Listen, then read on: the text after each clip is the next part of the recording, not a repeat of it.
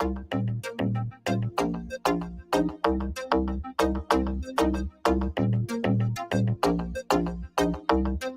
know when Jesus, you are in real full control.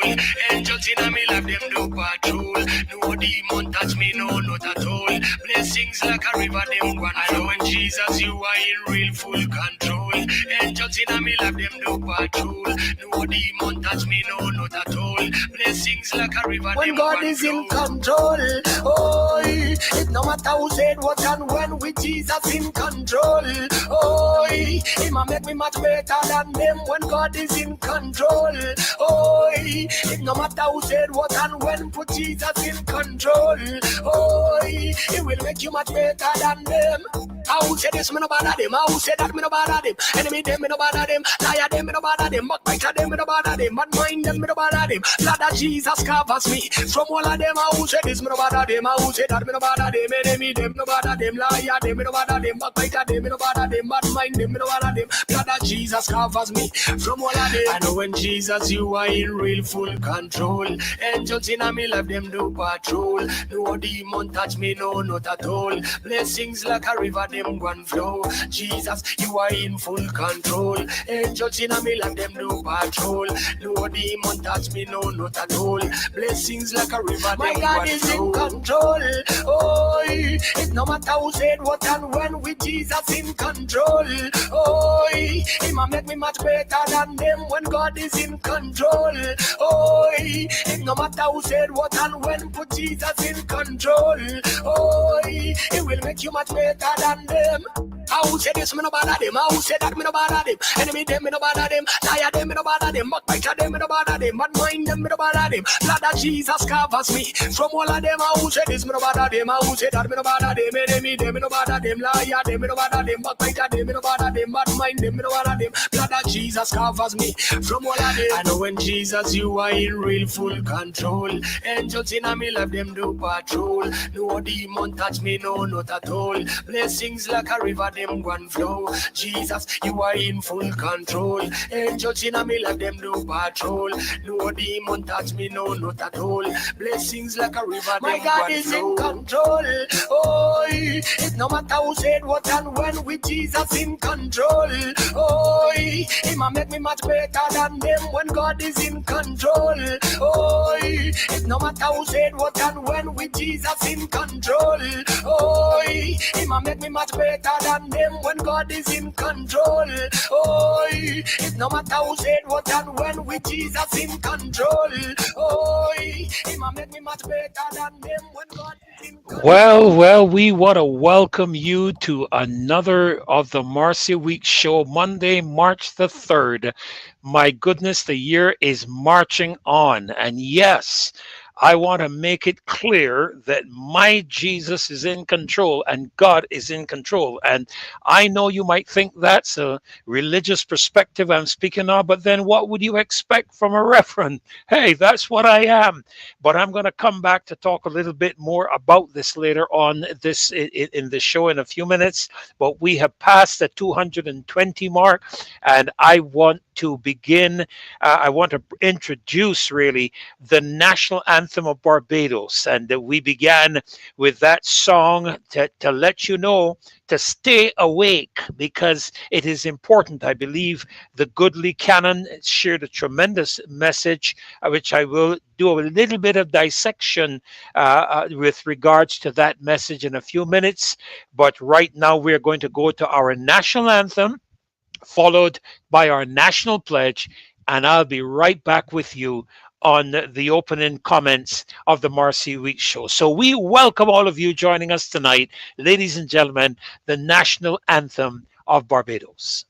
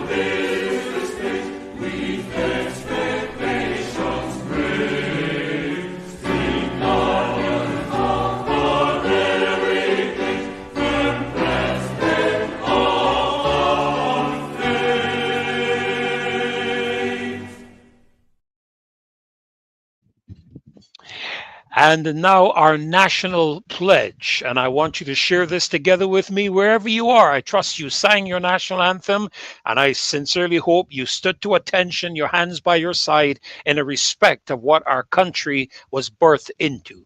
Our national pledge. Shall we repeat it together? I pledge allegiance to my country, Barbados, and to my flag, to uphold and defend their honor, and by my living to do credit to my nation wherever I go. Now, I want to ask Dave to keep that national pledge up just for a moment, because I want to draw attention to the fourth line where it says, and by my living to do credit to my nation wherever I go. I want to believe that that includes being right here in our country, along with being in other parts of the world, other parts of the region. I pledge to do credit to my nation here as well. And we have to ask ourselves a very serious question. Are our political elitist class doing credit to our nation? And we're going to be touching on a number of these aspects as the evening progresses. We'll be sharing with some of our panelists as they come in to share with us tonight. And we'll be looking at the aspect of, are they doing credit? And I specifically want to refer to the political elite class. Now, I took the time, which I often don't get it. I have to sometimes listen to the show after the fact. But I took the time last night to tune in and listen to the majority of the show. And what a tremendous show it was last night with Glenn and Maxine and Victor Lewis. Just dissecting the whole aspect of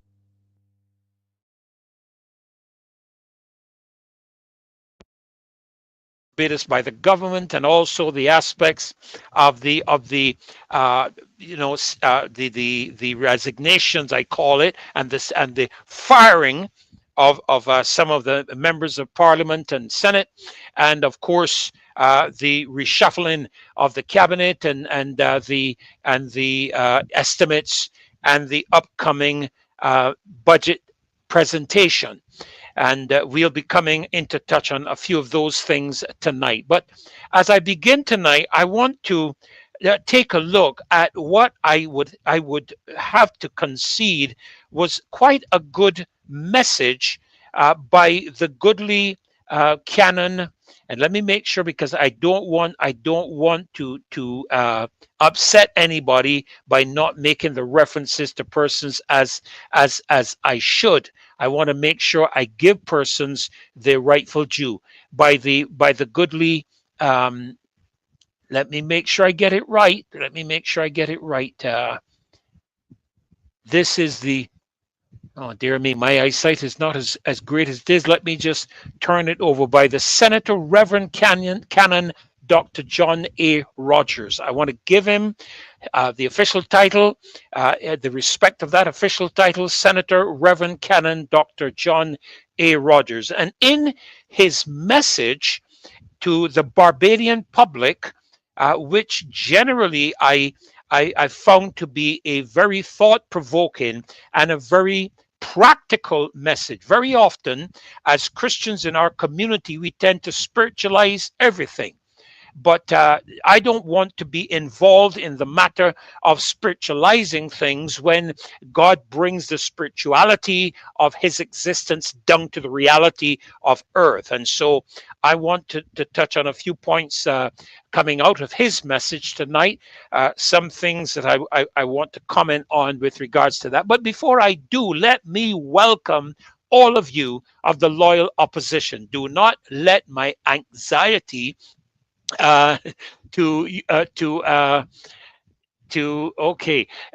let my anxiety to overwhelm me. So let me make sure I get back to welcoming all of you to the Marcia Week show tonight. And I may not call every single name, but let me welcome those of you that have been with us for a while. Some of you have been on since around 10 minutes after 5. That's Lucinda, Aline, and Jacqueline, Vernon. Thank you so much for being here again tonight. Judy, Judy Jills, Queen B, Marcia Miller, and my Marcia, who keeps me on my toes.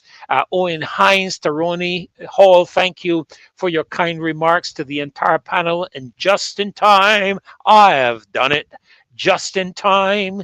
Welcome to the show tonight, Diana Husbands and Sir Alfred Benjamin. There you are, sir, from Brooklyn, New York City. And Born Again, welcome to the show tonight, St. Ches and Matthew and Tony, Paris, Sharon, Innes. A pleasure to have all of you joining us again tonight. Cami and Antoinette Riley. Oh my goodness, so many of your names there. And, don't get upset with me if I don't call every single one of you. Patrick Designs, it's a pleasure to have you joining us again tonight. And just flipping on down, Monica Ince and Nina 512, Dale Worrell. A pleasure to have all of you. And I want to encourage you to share.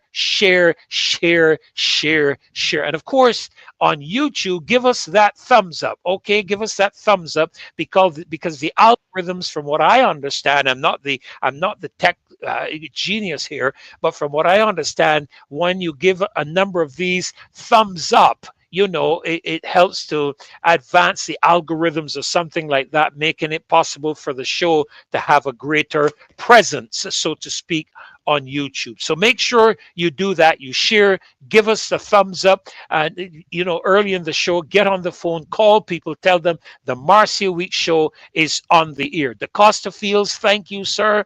God bless you too. Welcome to the show tonight. Callie B, Wendy Ford Griffith, Lionel Gittins. So many of you I'm running into on the street, and I appreciate your support and on the behalf of the entire panel and group here at the Marcia Week Show. We really, really appreciate your comments, your encouragement, and your support by being here every time the Marcia Week Show is aired. Now, last night was a fantastic show. I saw the number of viewers score right up past 1,000 people for the live show, and that was phenomenal, absolutely phenomenal. I don't think with me hosting, I've been ever able to get up past 1,000, but with your help, we can push it up past 1,000 tonight. All right. So, and then of course, it was Sunday night. During the week, I guess it's difficult for some people. They're now coming in from work. They've got children with homework and so on to look after, and so I guess we won't necessarily get up as high. But it was a tremendous, absolutely tremendous show last night, and I want to compliment Maxine and Glyne and Victor and Marcia, and of course Dave, for the tremendous presentations they made last night and comments and the educational aspect. Glyne is just an amazing man at 80 years old with such a brilliant mind. We really, really commend him tonight. And I tell you, a great, great team that was on last night sharing.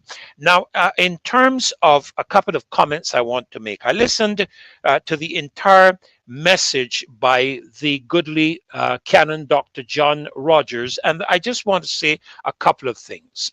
He spoke about wannabe dictators. Now, let me be clear on a couple of things. I have found that in this changing global environment that we have, that persons who are supportive of the woke mentality, this aspect of transgenderism, men and women, sports, these aspects of drag queens teaching our children and so on, I have found that they are more demonstrative of a dictatorial mentality and attitude than anyone I know, because they do not entertain any opposition comments with regards to them. We have experienced during the pandemic the shutdown, the deplatforming on YouTube, on Facebook, because we didn't agree with some of the things that were said. And I find that very often persons who retreat to this matter of wannabe dictators and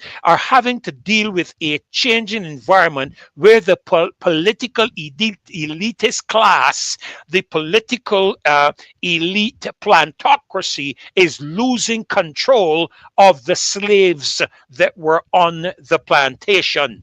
And as a result of that, they are furious. Everything is just being torn away from them.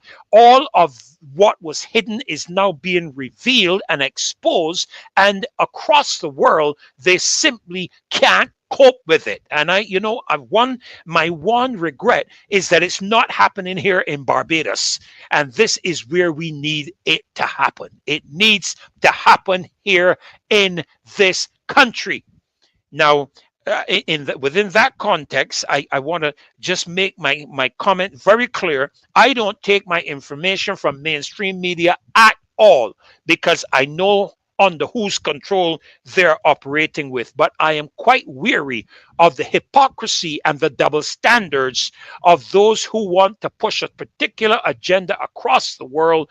And when people oppose it, when persons don't agree with it, when persons take a stand, and those stands can often be very firm, be very harsh, and they can't cope with it because they want everybody to comply and fall in line. Well, I don't toe lines, period. I can tell you that. I don't toe lines.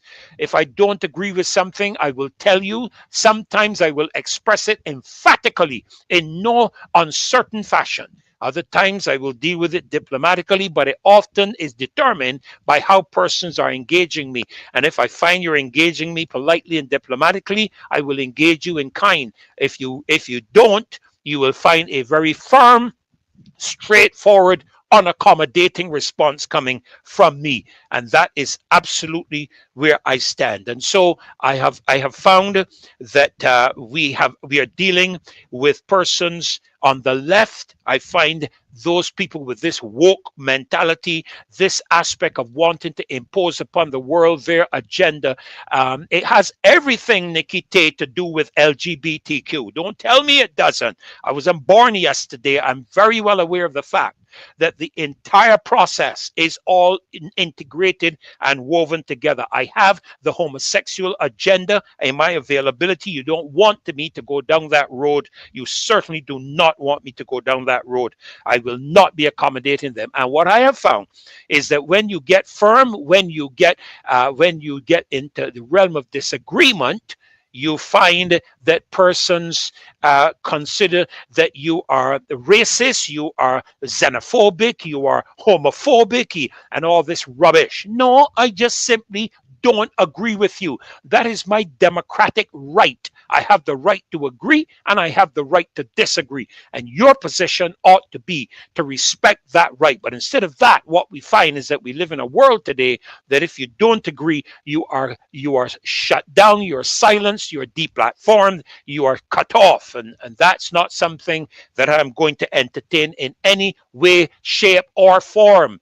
In any way, shape, or form. I understand that the LGBTQ people are humans, but in our Christian component, I can tell you, destiny in the eternity is where humans choose to go by their conduct, behavior, and sexual choices, and disagreement with what God established in His Word. And I have my liberty and my right as a minister to express that. Now, when you speak that way, there's all of a sudden a sense that you don't love people.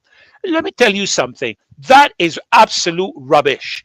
When when my children were younger, I was firm with them. Sometimes they got licks, and those aspects of discipline and so on came into bear. And you know why it did? It came in because I loved them. But sometimes love is tough. Go read Hebrews chapter 12, and you'll discover whom the Lord loveth, He chasteneth and chastiseth every one of His children. But we seem to think that the moment you have to oppose a person, chastise them, criticize them, or anything of that sort, we don't love them. That is not true. It's that we have a very firm love. We do not have a love that is namby-pamby, wishy-washy, that is going to accept every Tom, Dick, and Harry and accept everything you have to say. You're going to find some aspect of disagreement. But moving on from that, the goodly canon expressed some words that we need to pay attention to, in which I kept hearing him repeat this aspect of staying awake, getting awake.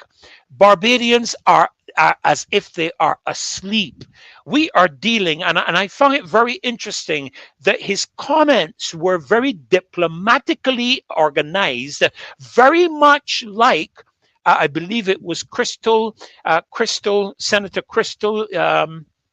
Let me make sure I get the name right. Somebody put it there for me. I'll just call her Senator Crystal. They want to make sure I get the last name right.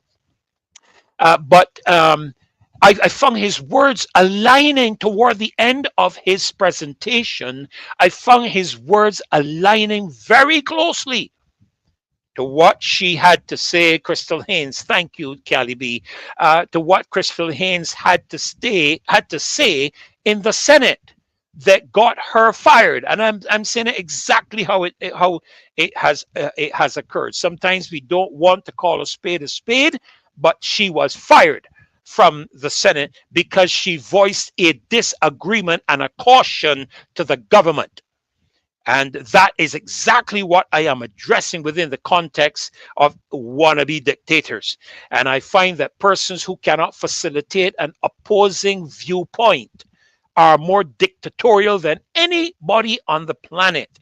And that is the matter that we are addressing within the context of our country tonight. And so I want to fully endorse his caution and warning to Barbadians to stay awake. We have to understand what is going on in our country. And in addition to that, I noted with interest that Minister Marsha Cattle, when she resigned, she made a comment that caught my attention. I don't know how many of you caught it, but it caught my attention. And this is what she said, and I quote, "When principles do not align, a minister has a duty to resign so the will and work of the government can be done. I have reached such a point."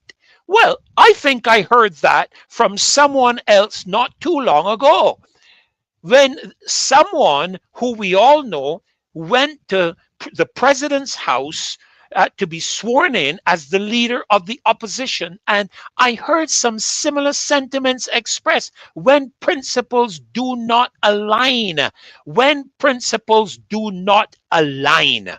And so I would have to give the minister Marsha Cattle, I would have to give her the benefit of the doubt when she speaks to the matter of when principles do not align. Clearly, she is expressing a position of disagreement somewhere that would cause her to compromise her integrity, cause her to compromise her principles and the basis for which she lives her life. And I want to commend you, ma'am. I want to commend you, Crystal Haynes, and I also want to commend you, Senator Reverend Canon Dr. John Rogers, for opening your mouths and speaking fearlessly within the context of how we perceive this current administration.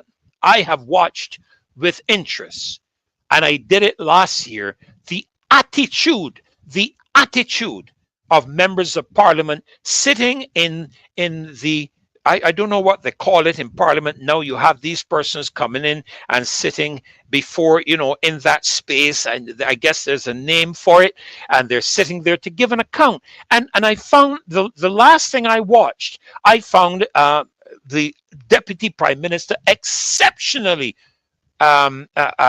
disrespectful to the leader of the opposition, trying to school him when she is there to give an account for her stewardship.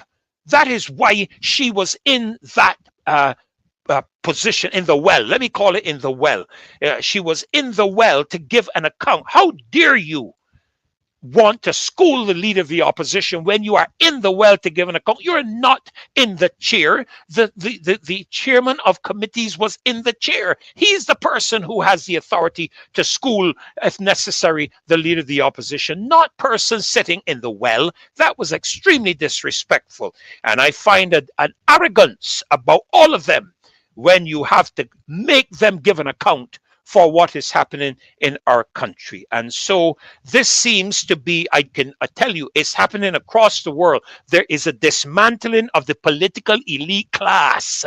There are persons coming into the arena that are not driven by politics, and they're not driven by the elitists. They are, as a matter of fact, going against the grain, and they are seeking to uproot the establishment. And this is something I want to embrace and endorse fully. The establishment needs to be uprooted. It needs to be disturbed so that we can get people who actually care about people and who actually will act in such a manner that people will begin to benefit from all that is happening.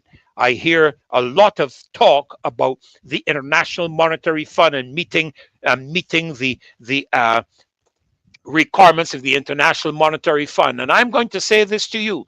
As far as I'm concerned, the only thing that we should be meeting is an improvement in the lives and standard and cost of living of the people of this country. I have no interest where the International Monetary Fund is concerned, because they don't care about people. They don't care about how many people have to be disenfranchised. They don't care about how many people have to be laid off. They don't care about the standard of life in the country. They don't care about whether you will be able to afford to pay your electric bills and water bills and phone bills and put food. They don't care. All they care about is meeting the boxes, ticking the boxes that they have where you're concerned. They have no interest in the well-being of anybody in any country. And I say that without any hope or chance of anybody opposing that perspective. They don't care. And that is why we need to get ourselves out of the hands of the IMF and find funding sources in some other environment. And I make no apologies where that is concerned. As it relates quickly to the matter of the budget and the estimates, don't have the time for that, but the budget. Look, I am interested in what eases the budget is going to present for the people of this country. Everywhere I turn, up to today, I was in a Kentucky, and I was speaking to a member of staff of the Kentucky, and she was telling me, she was speaking with me about the recent, union increases salary and so on, and she said that don't mean nothing. It is so small, it's not really helping. It's not. Listen, man, we need an ease in things in this country, and unless that budget is going to present an ease for the people of this country, it is not worth the paper it is printed on.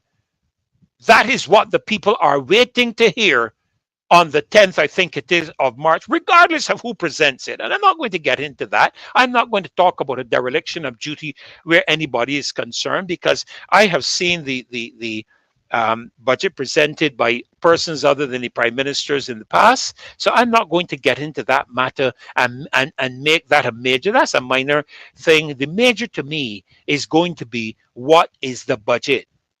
What is the budget going to be presenting for the people of Barbados? Well, I think I've said enough, and I am going to welcome my first guests into our session tonight. Allow me to welcome you, Victor. God bless you. Great to have you on the show tonight. I was looking, I think Nigel is there. I don't see a picture of him, but I guess he'll turn his camera on whenever he wants to. But let me welcome both of you gentlemen into the show tonight, Nigel and Victor. Blessings on you, and welcome to the Marcy Week Show. Thanks a lot, Mr. Ferdinand. I think your voice is echoing a bit. Okay, let me see if I can find where that is. It is fine now. It is fine now. Okay, great. Thank you. Thank you so much. Opposition, and is happy to be here once again. I was here last night. It seemed as though that I have changed address. Permanently on staff. But Deary. Mr. Newton and I, we are here to talk about recolonization of Barbados through the development. I'm still waiting on Mr. Newton, but I would have spoken on this matter a bit over the course of last night, But when we look back at how Barbados was, how we were, in terms of, 50, 60, 70 years ago, when there was this whole concept of slavery, when we looked across the lands of Barbados and we realized, ownership, we realized that, as you would know, Mr. Ferdinand, probably you raised in the area of Bathsheba, Bathsheba and St. Joseph, yes, and right, St. Andrew. that's on the coastal side. So we had to occupy lands on the periphery of the island. We had control inverted commas of the coast because they deemed that land to be Rab land. So we were tossed technically on the coastal side. Of course, they embraced the west coast because the sea down that side is calm, and that's certainly where the development started. But we know very well that this country, that all the plantations across this island were owned by the elitists. And I said last night that sugar is no longer the breadbasket. It has changed. When we go across this island now, we're seeing all the fields, most of them to some extent, has turned to courage. Or to houses. Well, or to houses, So we know that the whole transition now has changed, and we're now focusing on tourism being the main breadwinner in this country, Barbados. So what is happening? I said last night, it is to some extent interesting to hear our Prime Minister on so many platforms talking about reparations. What are reparations, Mr. Ferdinand? Tell me about reparations. What is reparations all about?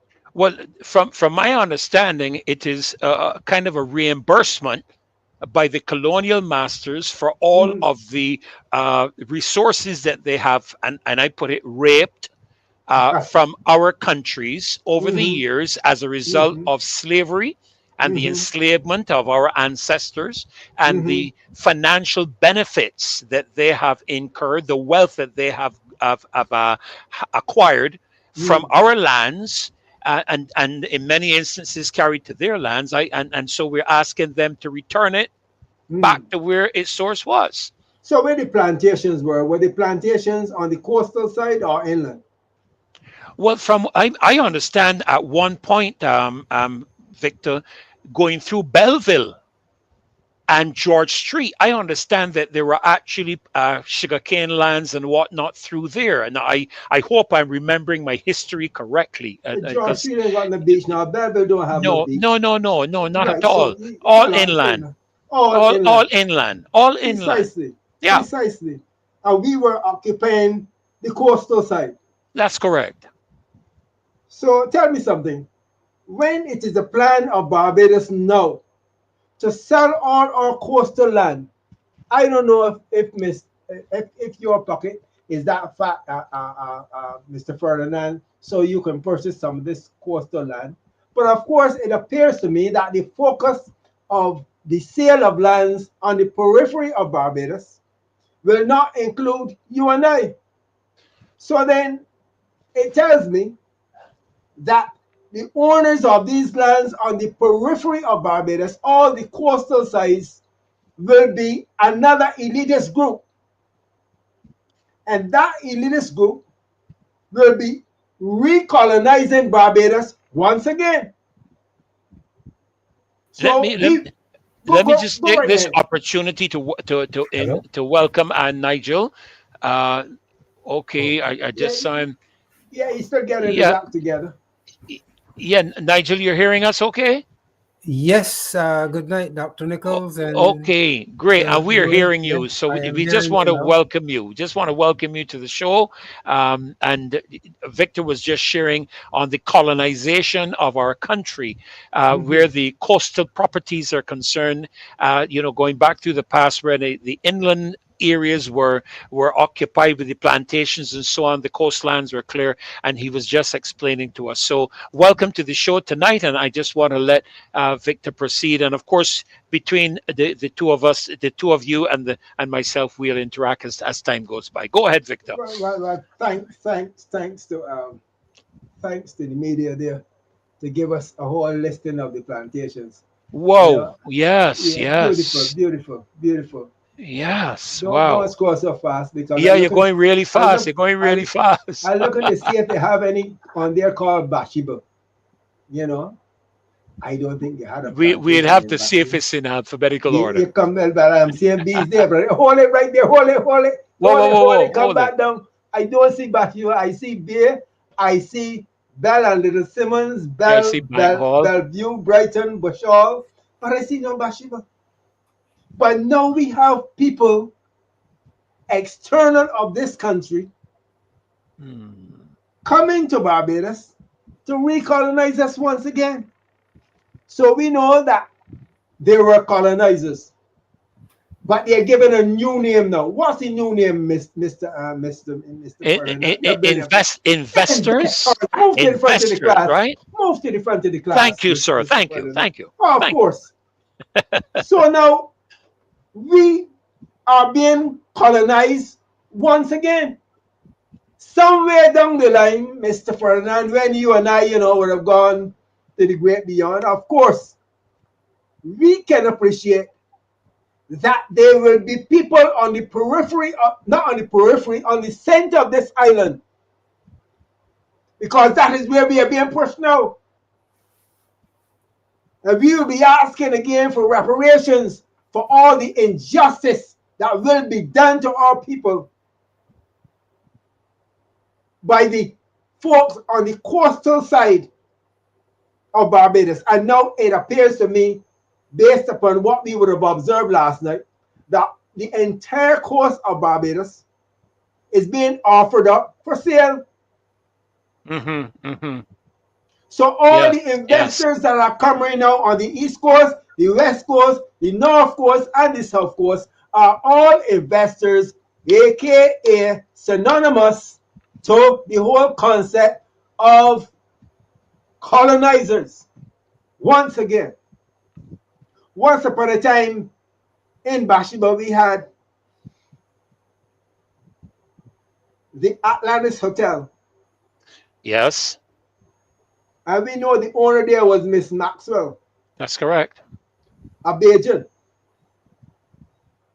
We had Edgewater Hotel.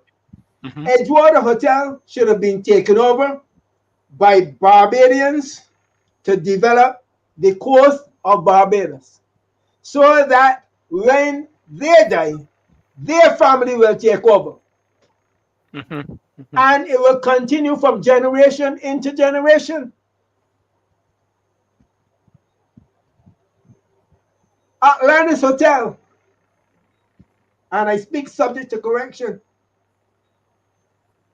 I don't think that that is in the hands of Bajans, black, white, or otherwise. I'm saying that that is where we will maintain these investments for our families. We will be able to build the legacy of our family here in Barbados when we identify with the fact that these investors are only going to colonize us once again. So our Prime Minister going on the bandwagon every day talking about reparations when she's doing the same thing now behind our backs. And we have to be conscious of it. Just as Senator Rogers said last night, we have to stay awake. Yes, yes, We have to be yes. conscious of what is going on around us.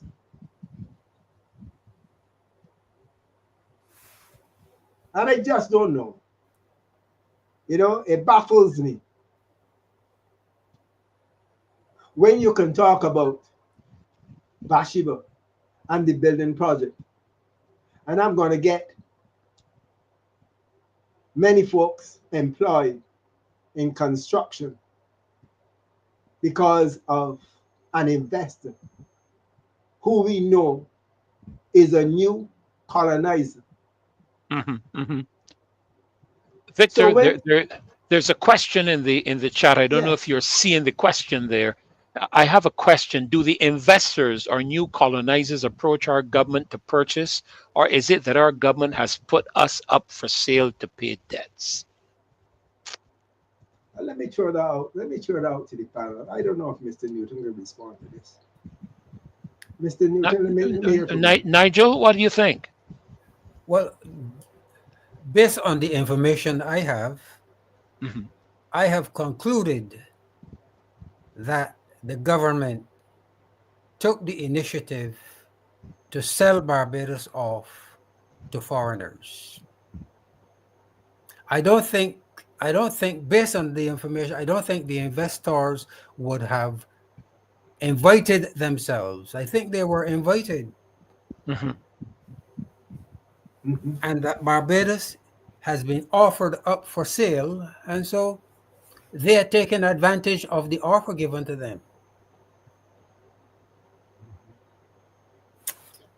Well, my views. Yeah, go ahead, Mr. Newton. Yeah, no, I was just looking at the I don't know if Dave has it to put back up, the invitation by the Prime Minister on the Barbados Tourism Investment site to be a partner in our development. It seems that it's an invitation. Yes, it's an invitation by the government for these lands, and this it's a deliberate plan, Dr. Nichols. This invitation, doesn't go on Facebook. It doesn't go on in our Advocate or Nation newspapers, the case may be. These are placed on platforms far above our heads. When I hear about the plan for Bathsheba, that I never saw, but investors, the new colonizers, saw that plan, if there is or was a plan. So my belief is that the government of Barbados put our lands up for sale to pay debts. But when they do such a thing, what are the implications? That we will be slaves once again. I would go over to Miami Beach, and you can drive right around and come down the little coastal side and come into Miami Beach. Yes, or I would go to there by the police station, go there by the polyclinic and park.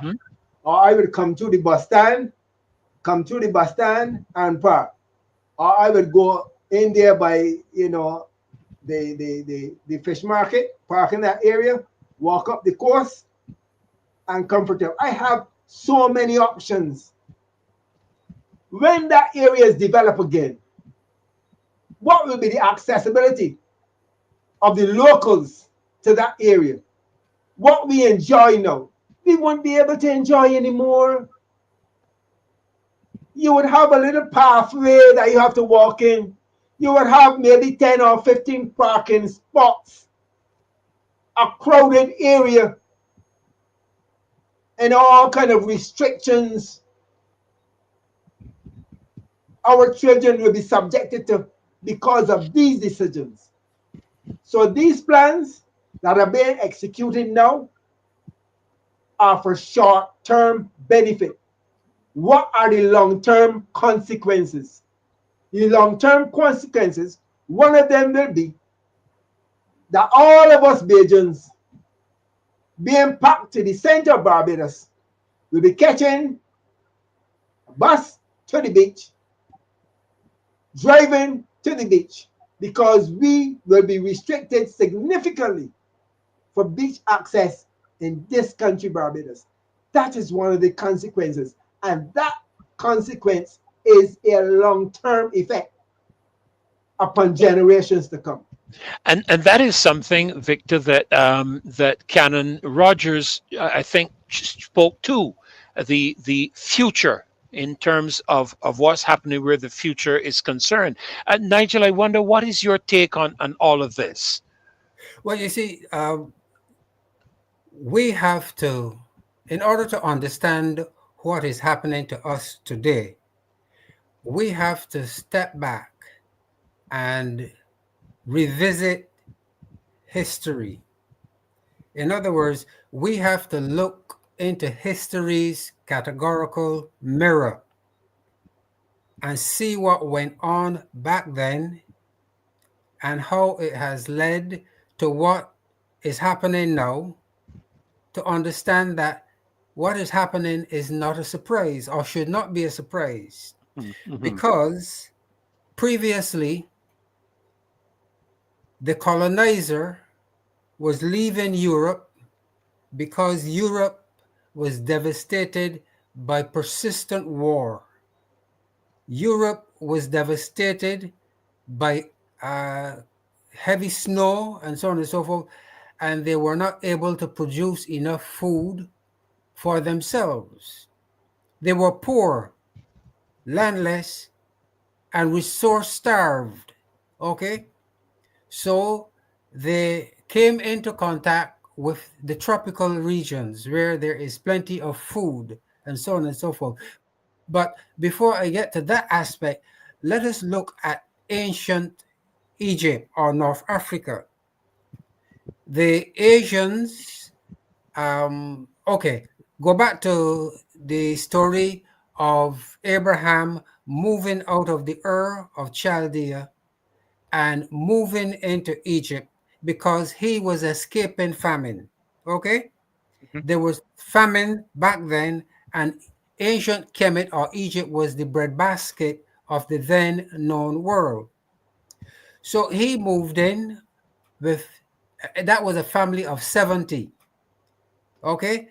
They occupied certain parts of ancient Egypt or Kemet. Okay?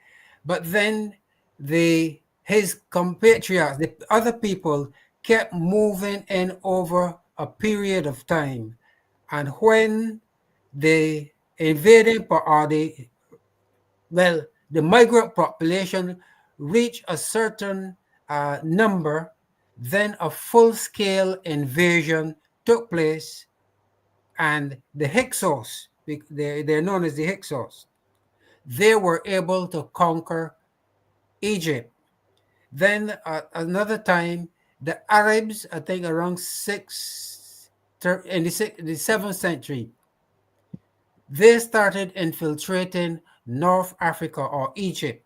Okay, and then as the numbers increased, they were able to launch a full-scale invasion and conquer ancient Egypt, the whole of North Africa, and I think it was the Sultan of Morocco who, with the assistance of European firearms, was able to invade the Timbuktu, the whole of North and West Africa.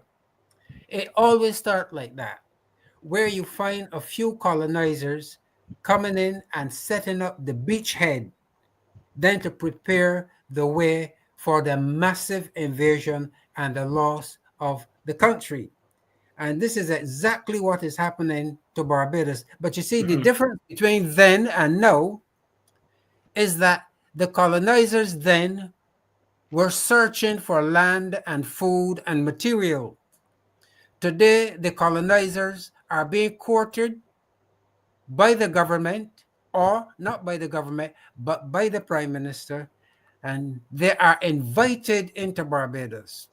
Okay? And from what I can see, the entire coastal area of Barbados has is no longer ours. And I am wondering, can we really say these fields and hills beyond recall are now our very own? Can we really say that now?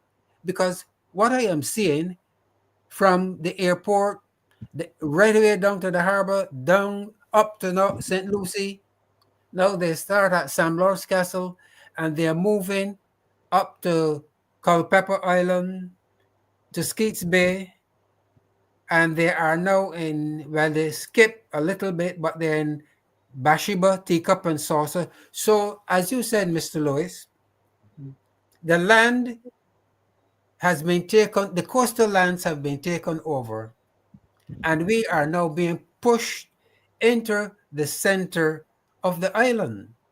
And that in itself is what I would say that is leading us now to an existential catastrophe. I would have spoken about that some time ago, because when you cut a people from the coastal area and force them into the center of any country, like for example, I mentioned ancient Egypt, South Africa.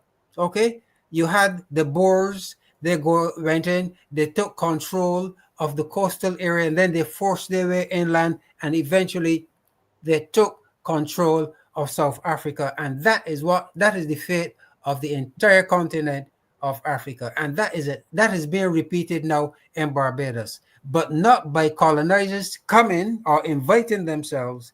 The government has opened the door and has given them the free range to come in and take control.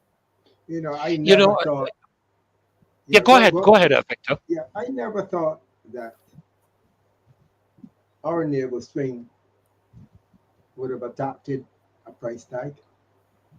I never thought that the city of Bridgetown that brought about our claim to status as being that heritage park as we know it. I never thought that that dimension of our naval strength would have attracted a price tag. Hmm. Hmm. But I, I, it is rather interesting mhm. that you have one person can so cunningly or otherwise structure a political system to manipulate the people of Barbados. And I heard you talk about Parliament just now, what they're doing in Parliament. But it appears as though Parliament now got in all dummies who just can't get up and speak, who just can't get up and say, this is wrong. This is a direction we cannot afford to go. I Because think they go ahead. I think Canon Rogers spoke about speaking what truth to power. Precisely. Hmm. But I think, Dr. Nichols, in all fairness, when I look at the situation in Barbados and what has happened to us and what will become of us, I am thinking that the time for speaking truth has passed. There's time for action, because clearly the Prime Minister, she is guilty of betraying the people of Barbados. It's a massive betrayal that she has pulled off against the people of Barbados. Okay?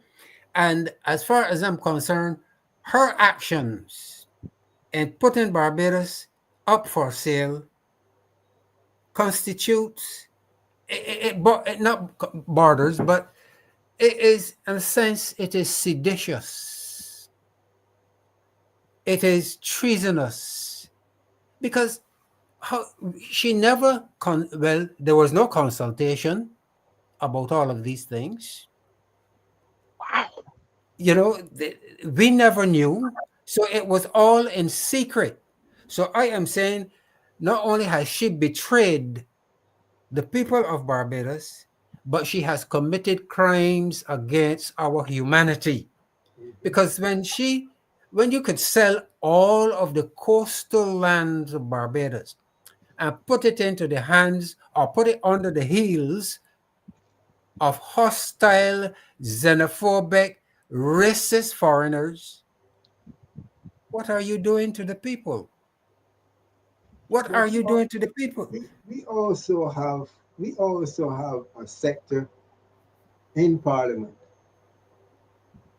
that can so boldly stand up in front of the public of this country and tell them lies. You know, the deal in Holetown is not done yet. When we realized last night from that document that was made very evident that the deal was finished long time ago, and you're going to stand up and speak to educated people. You're going to stand up and insult the people of this country by saying the deal ain't done yet.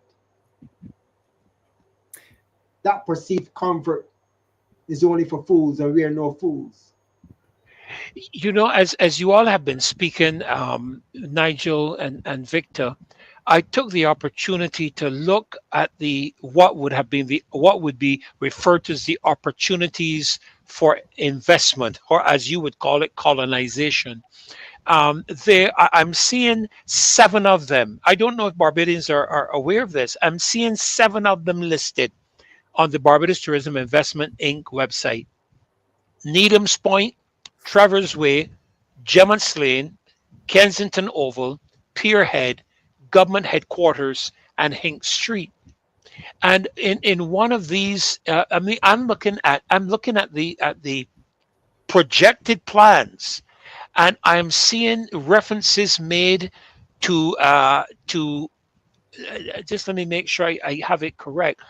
25-story hotels that can host 560 units. You know, I am amazed when I don't know if the word is amazed or appalled. You know, I pass down the South Coast with my grandson. Well, I go up the South Coast with my grandson almost every single morning. And I don't know if you recall where the Caribbean Hotel used to be. Yes. That they're now building a massive multi-story hotel, I am assuming it is, on the coast side, and there is a sense of claustrophobia as I go through the dark shadow of that hotel. It towers above you, you know, when you're going through in your car, and you can't even see the top of it as you sit in your car. And when I think of this coming all the way down, because I am looking at the plans on my screen at the moment. I've just sent them to Dave, and I don't know if Dave will be able to get any of them put up on the screen for us to be able to view. But I just sent them to you, Dave, if you're able to get them up, that people can see what we are talking about. Okay, so I just wanted to let you gentlemen know that, so that you know, he can put these things up. I'm just trying to share them with him.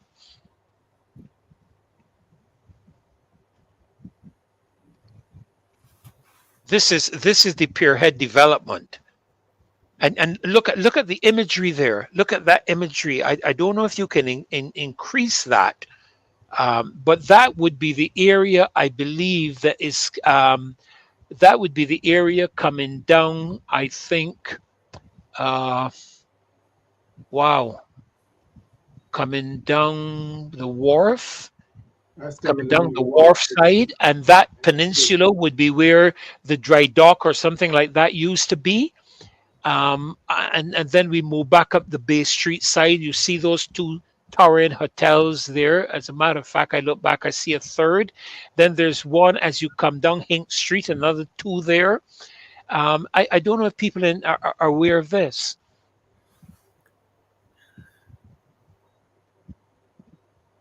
I think I missed your last word there, Dr. Nichols. You missed.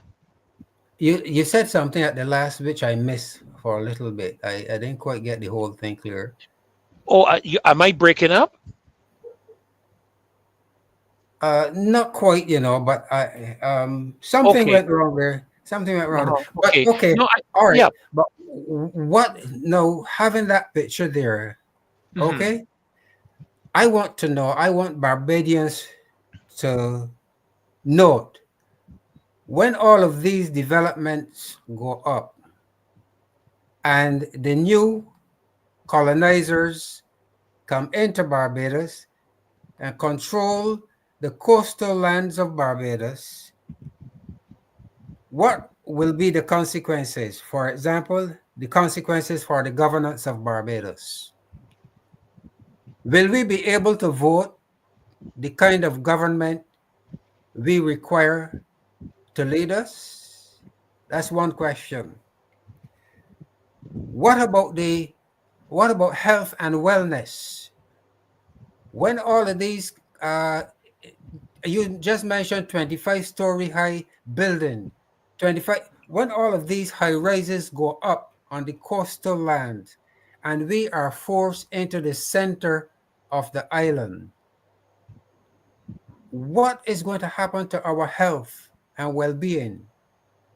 Okay, has the Prime Minister given consideration to these consequences? And what about the demographics? Because we must be aware that wherever we as African people are in the minority, in fact, we are the most hated and despised people on the face of the earth. And we are quite numerous now. But when we become a minority, say, for example, in Barbados, when we become a minority in Barbados, we will be subject again to gross disrespect. I think Mr. Lewis, you spoke about only going to the seacoast for a little bit and coming back, something like that. You did mention something like that. You wouldn't have any other options. My concern here is that when all the coastal lands, because I would have seen an earlier post that says our lands are being advertised on the international market. And if they're being advertised on the international market, it says to me that a large percentage, if not all, will be owned by international investors, international colonizers, recolonizers of Barbados will be here, and our generations to come will be subjected to these people till time immemorial. How can we sit back and allow something of this nature to happen? I identify with the fact that we must have development. But does it have to go this path? Yeah. Do we have to go this direction? I just want to make the point, as I look at the invitation by the Prime Minister on the Barbados Tourism Investment Inc. website, there is a little phrase that jumps out at me, which I just want to highlight the aspect of it, and that is my government. And because at the end of the day, gentlemen, there has to be an agreement of a grouping of persons, whether it be in cabinet or in parliament or whatever. And it would seem to me that it would be, I want to almost say a bit more appropriate for us to express it. Government seems to be treasonous and seditious is the word you use, Nigel. Because at the end of the day, there is a question I do want to ask. I grew up hearing about something called Crown lands. Am I correct? Yes. That no longer exists. Right. Crown lands will no longer exist because we are no longer under Queen Elizabeth. So I would believe that those lands would now be rendered. I don't know how it would be rendered, but what I'm trying to say here is that wouldn't the lands belong now to the people of Barbados and not to the government? Especially since we are a so-called republic. And where has the consultation been forthcoming with the people of Barbados to share the plans that are projected by the government for these particular areas to find out the sense of how the people feel about these matters? Because clearly the matter with relations to Holetown and the people was expressed clearly last week? I think it was last weekend, not the one that's just gone, the one before, when you had the Roadside Parliament there. And that resulted in a pulling back, so to speak. But then I heard Reverend John Rogers refer to the sale of that property, which he is now suggesting that the police station, the library, or I mean the police station, yeah, the other aspects of government are now occupying a person's private property. Precisely. Precisely. It's an insult. But that You has know, that happened? Has that, gentlemen, has that actually happened? Has but it been sold? if the purchase has already been done, then Marcia and I, then the Roadside Parliament that took place down there a few Sundays ago, we were on that gentleman's property. And I heard that the property owner is called an angel, subject to correction again, you know. But Mhm. for us to have sustained effective development in this country, we must have some strong checks and balances in place. Without effective checks and balances in our system of government, there will be dictatorship. And that is what we are experiencing now. You, If the Public Accounts Committee can be allowed to function, we will see some balance in this current environment that we are being subjected to now. so could you Mayor say, does things and she does them, so, without so any respect. so is this the gangster? Because I heard Canon Rogers refer to gangster politicians, and Gangster and I it was dictatorship. yeah I was trying to determine if he was speaking Oh, come on, about come on, come on, come on, come on, about come on, Barbados. come on. Senator Rogers was very clear. Oh dear Jesus. He said you didn't listen. You didn't listen to Senator Haynes. You fired her. So you listen to me because you can't fire me. The Oh my. same message came again. Um, Yes, Nigel. I think the time has come for us in Barbados to seriously interrogate or analyze, to use a simpler word, to analyze governance, our system of governance. Our system of governance is the same as that which was established by the pirates, Sir Walter Raleigh and that group. Okay? This system of governance is not democratic. It is not democratic. And the attitude of the colonizer back then, in fact, I think that our system of governance was established by criminals. They invaded Africa. They exiled the people. They came and they established a government to meet their needs. Okay? To meet their needs. It has nothing whatsoever to do with democracy. Because when you go back and you study the slave code for Barbados, for example, and you see what is outlined in the slave code of Barbados by those who were then ruling, and then over the years, that system of bracket governance matured, we inherited that same criminogenic system of governance, and there's nothing democratic about our system of governance, because going to the polls every 5 years and casting an X has nothing to do with democracy. Absolutely nothing to do with democracy. And the time has come for us to seriously interrogate our system of governance and our democracy. And we have to now ask ourselves, given all that has transpired, we must now ask ourselves, should political leaders be permitted to make life-changing national decisions without consultation and the express consent and agreement of citizens?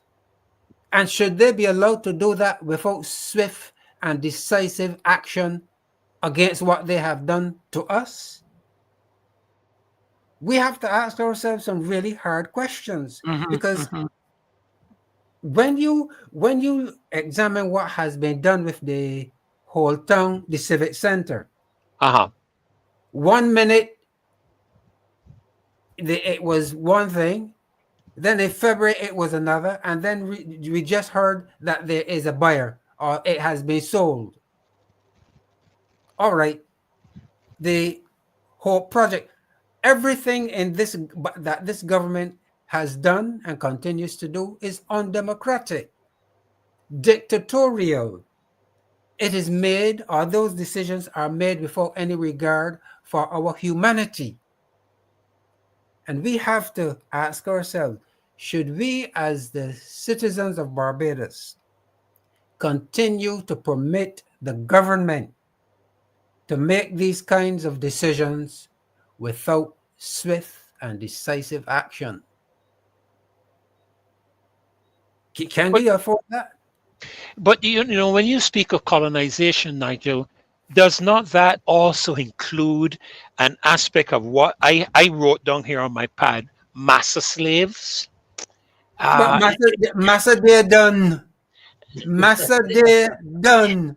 But is it really done on the basis of what we are seeing on, you know, you're talking about, because the colonizers, the recolonization can't occur without the consent of the slave masters who are supposed to be running the country. That's a neo-colonialistic view that we are experiencing. What has happened here? Yes, the colonizers were here before, and gradually the powers were reduced until there was universal adult suffrage in 1951. Then there was nationhood in 1966. And so we had a measure of freedom. Yes. That is because, and what I'm illustrating here is that the colonizer, right? The colonizer, Prospero, and I think you will find an explanation of this in The Tempest by Shakespeare. The colonizer vacated, okay, but in leaving, he left Ariel, who was the enemy, or the Ariels, in charge of the country. And all that we are seeing now in Barbados is that category of person, the Ariels, who are against the people, against the citizens, they are now in charge of the government, and they are acting now on the behalf of the slave master. That's why they have invited the investors, the new colonizers, into Barbados. But you see, we have got to return to Prospero. No, Caliban. Caliban was the one who fought the colonial slave master. Each one of us in Barbados now must take on the characteristics of Caliban and put the Ariels like Mia Motley and her gang to flight. We have to take control of this country. So that is why I'm asking, go ahead now, Mr. Newton. You go ahead, Victor. Yeah, I want to ask, an interesting question. Right? Could we ask ma'am to declare her assets? Come on, come on, come on, come on, come on, come on, come on. Come on, Yeah, Dr. Ferdinand. yeah, Come yeah, on, Dr. right. Ferdinand. You Yeah, know, yeah, right, right. Yeah, yeah. I would love for ma'am to declare her assets. You know, That may be show, another matter. show. That may be another matter to do with the Panama Papers, Well, I don't, I don't because know about none of these people operating at this level ever have their assets in their names. And moving in the circles that they move in, that is not something, Nigel, that you're going to see easy. Look, we had integrity legislation that was supposed to have been introduced. The Labour Party campaigned on transparency. They said that they would declare their assets. The assets were placed in sealed envelopes, I understand, and placed in the hands of somebody in Parliament or something. And when the legislation is passed, that will be opened. That has never happened. That has never happened. And I don't think, to be honest with you, Victor, Mhm. I hear you, but I don't see that that will ever happen unless we can get somebody who's not a political, let me get my refer, a political elite class individual. I heard the term kickbacks, you know, being echoed a few days or weeks ago, as the case may be. I don't know if kickbacks are part of the culture. It might sound a little derogatory, right? But if, as part of the gang of the colonizers, the investors, and kickbacks are part of that dimension, Ah, it tells me that, Mr. Ferdinand, you can come to Bathsheba now. You can go to Cattle Wash. You can go into Coxhill. You can go even to the south coast of Barbados to see the effects, not effects, the effects of these kickbacks. and is that, would you say, if that is the FX, would you say that these kickbacks to which you're referring to are a part of the whole aspect of the recolonization of the country? Yeah, of course. Because when the recolonization really takes effect, my family and I will be taken care of. My whole lineage will be good. We will be in business. So it has to do with a personal interest and not the interest of the people of Barbados. Because any person sitting down and thinking this move, in as much as you may want to think that we will be addressing the depths of this country, the implications are is that we will be colonized once again.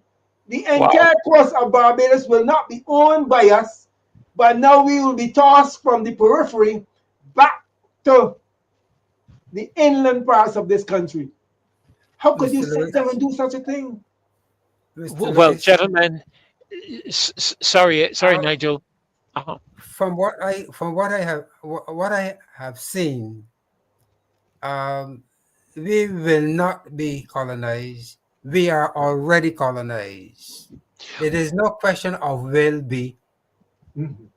because the coastal lands have been sold off unknown to us. Mhm. Okay? We are now going to be gradually forced into the center of the island with no Recourse. legitimate freedom to go to the beach. And you But know what the psychological and emotional impact Mhm. that will have implications of on us. that. Mhm. Yes, And yes. my question to Barbadians, will we sit back and allow that? And allow that to happen. Well, gentlemen, let's hear what um, Mr. Morris Greenidge has to say about this. Marcia did a tremendous mic on the move with Mr. Morris Greenidge. So I think Dave would have that. Let's hear his input on the whole aspect of the Holetown development. Let's hear what Mr. Morris Greenidge has to share with regards to this. We're still in Fitz Village. Yeah, a fishing village actually. Did a lot of fishing here.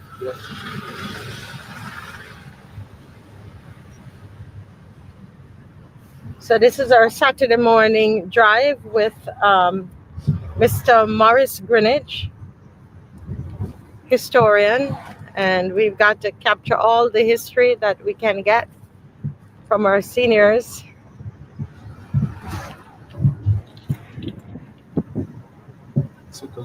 No windows, you see, no windows. No. Right, so if you look here, you will see we don't have any windows to the sea, okay? So we're driving here on the way to Holetown. And if you look, you barely have, actually we haven't seen any yet on the left. We haven't seen any apart from Good Shepherd there, that we were at the church here in Fitz Village. But now look, and you see, so this is what we are talking about right now. Wanting more windows to the sea. Leave something for us, as the good senator says. Leave something for us. All of this is hotels here. Okay? No windows to the sea on private lands. Yes, right? Some of them, I know somewhere coming up, there's a little, like almost like a tunnel you can walk through. They leave a little space where you can walk through, but it's very, just a few spaces that you have to the sea. But this is the wall to wall that Senator spoke about. All right, beautiful hotels. But notice as well that you don't have anything, everyone's been saying above 2 stories, above 3 stories, 2 or 3 stories. Okay, right. Right, this one is a little higher, maybe about 3 stories. Yes. Right, so the Cliff, this is a Cliff restaurant, okay? A famous restaurant here. The Cliff. Right, so this one here now, this is a window. This is what we want. We want more of. And apart from the one there at Fitz Village and this one, this is the second one we've seen on this road. This is enforced because geography dictates that you can't build on it. Oh, geography dictates. That is a Cuban monument that is there, Cubana, where the Cubana airline crashed. That the spot that we are commemorating. But look how beautiful this is. And Mr. Greenidge is saying the only reason there's nothing here is because we can't build here. And why we can't build there? Because of geography. The geography. Ah, that's the only reason. I was wondering the other day, how come they didn't build there? And look how beautiful that is, people. Yeah, so most of these places, not more than 2 or 3 stories, okay? So a 9-story hotel just would not fit here. It would not fit. It would not fit. Look, right? There's a lot of construction going on, but nothing more than, say, 3 stories. Now, right here, just beyond here, used to be the actual treasury, which was public building, public property. But that too has changed and it has become Treasure Beach Hotel. Where is it? It's right here coming up. On the left? On the left, right here. Right here, this building. Okay, so pause this one here. Yeah. Treasure Beach. Yeah. And it used to be a treasury. Parochial treasury. A parochial treasury. And now it's called the Treasure Beach Hotel. Do you see, guys? And this, I think it is only fair. It's only fair. We need another space, just like the space we have there with the Cubana monuments. And we don't have it here. The only other place is the Holetown Civic Center, right? And where it's ours. and not private property. I understand. See, all of these are hotels here, Or private land. or private lands, right? Hotels on private lands, or private lands. Now you have a just a little space right there to go to the beach right there. I just saw. Still private land. Say that again. It's still Those private. people, yeah, it's very private. That's owned by a family. They allow people to pass, To pass, but it's private. land. So the Holetown Civic Center, that is public. Public land. So that's what it is. And I think it's fair. Come on, government is fair. Well, here, that used to be an entrance. That is now closed. This used to be an entrance and it's closed. You put in here. This is where I want to show you. I want to show you this. The stream. Okay. So we're going to get out of the vehicle now, but we just want to show you the wall to wall that Senator Haynes was speaking, telling us about the wall to wall. Folks, this is about our health. This is about us staying healthy as a people. And I tell you, if they can't hear this, if they choose to be tone deaf, that's terrible. It's terrible. We're seeing wall to wall building, wall to wall. Okay. So Mr. Greenidge wants to show us a cliff. Not a cliff. A stream.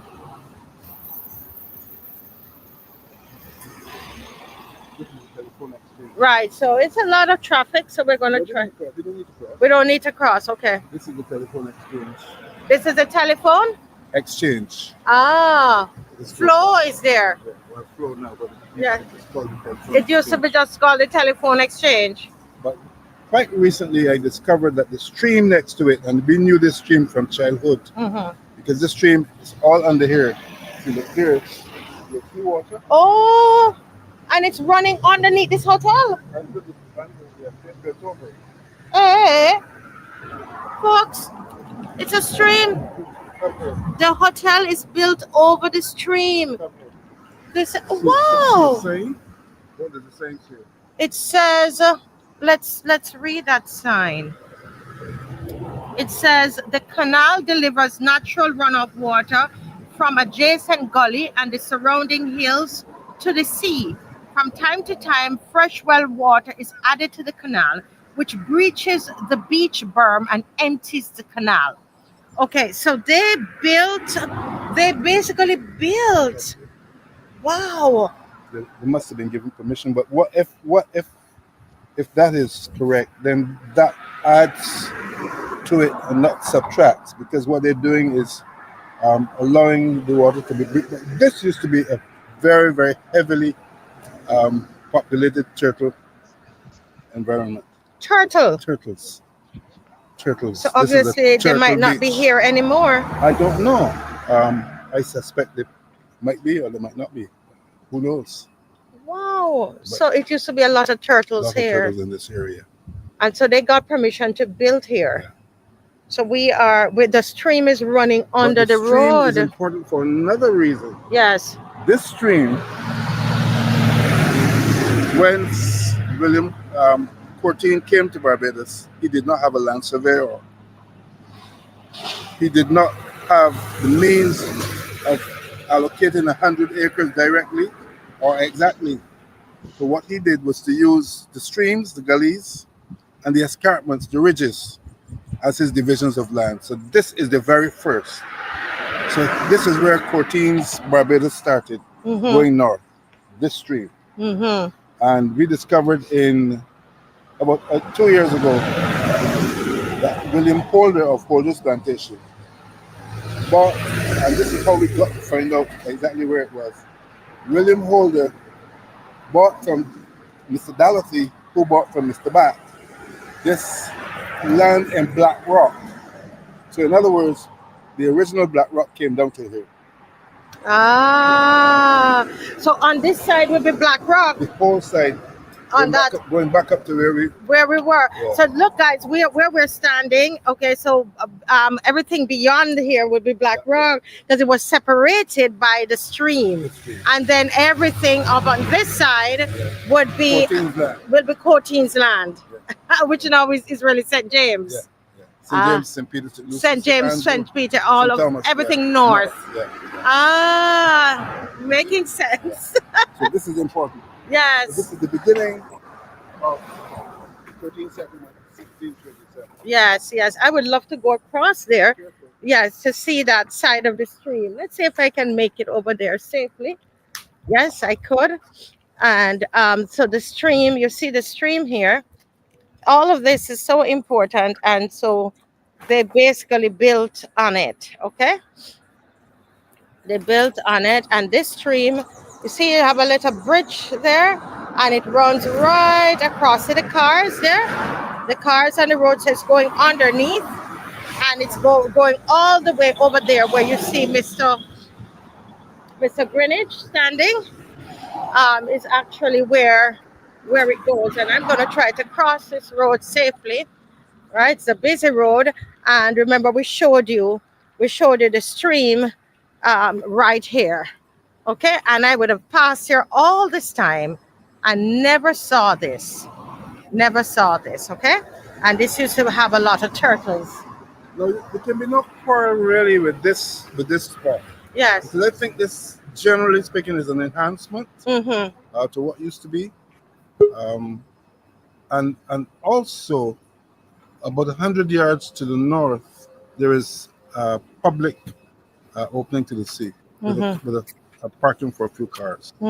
So we can't quarrel about this. Yes. This is strategic, and this is well planned. Yes, it's reasonable. Yeah, reasonable. Yeah. We do know that a few yards further south, there was private property that eventually the owners blocked the entrance. You can't blame them; that is their property.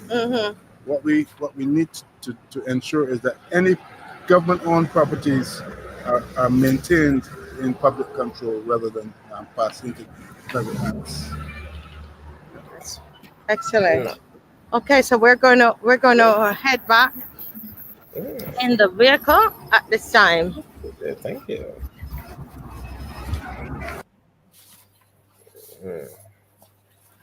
Let's see.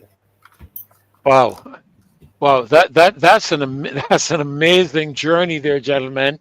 And let me take the opportunity. Oops, I wanted to welcome in.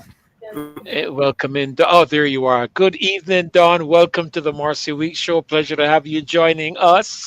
Hi, Reverend. How you doing? The youth among the more seniors. I'm not going to say the ages. The more seniors. Welcome. Good to have you with us tonight, Don. God bless.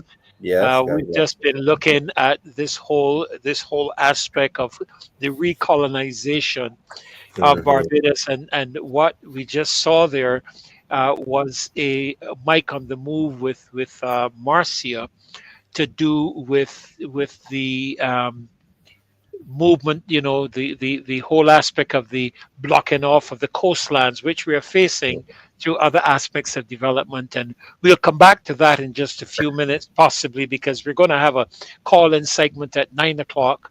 But it's great to have you with us this evening, and for you to share what's on your heart and on your mind as you look at the goings-ons in the country. Yes, indeed. I understand that you're going to be sharing some information to do. Well, I don't want to let the cat out of the bag. Let me let you do that. I didn't have anything crazy in store. Nothing that we haven't already discussed on the show already. Right. We can start discussing the Holetown Civic Center. That's definitely the topic that most people want to hear about. Since we had the last show on Friday, the government has come out and said, okay, we did indeed partner up with a Canadian billionaire. And even though we said 2 weeks ago in the paper that it wasn't finalized or anything of that nature, we're coming out and saying, okay, we lied. It is finalized. We are going ahead with this project. So they lied. Yes, complete. Well, unless you know of a real estate transaction that could happen in 2 weeks. I know in Barbados it's more likely to take 2 years.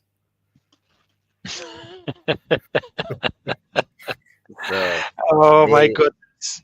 They were well aware of what they were doing. Me and Motley and the government would have known full well who the person was that they were buying this from. It's very ironic that it's ICBL, again, of all the companies.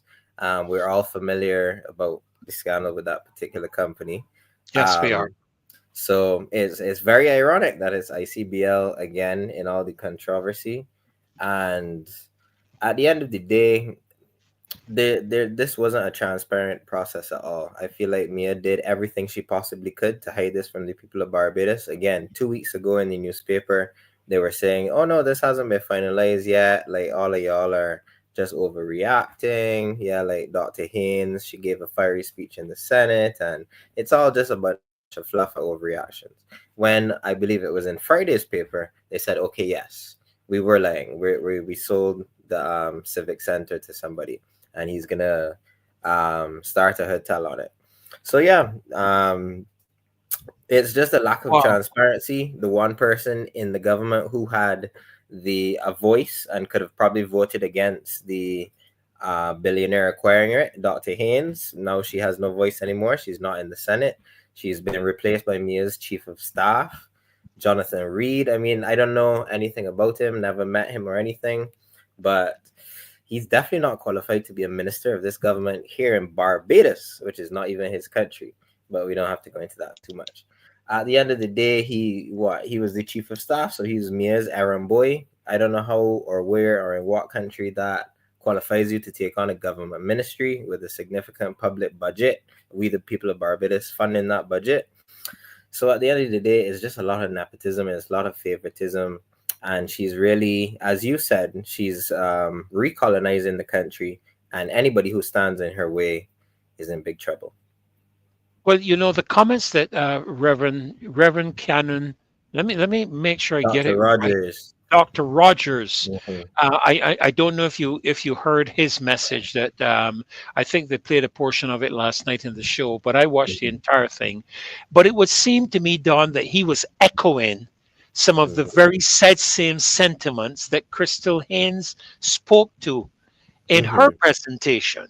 Definitely, 100%. Because he went about 2 or 3 people after her that same day in Senate, and then he was obviously the one who was most vocal, saying, please don't punish her for what she said today. She's had such a fiery, such a passionate speech, and I hope that she's not penalized. Those were the words he used. I hope she's not penalized for what she said here today. And she was, as we all know, ended up being penalized. I don't know if you want to play some of this sermon that happened yesterday. I actually liked it a lot. I watched the whole 18-minute thing as well. Well, I don't know if Dave can pull up that, because Dave is down toward the end of the message. I think it's around. Let me see. She had told me the exact timing. It is.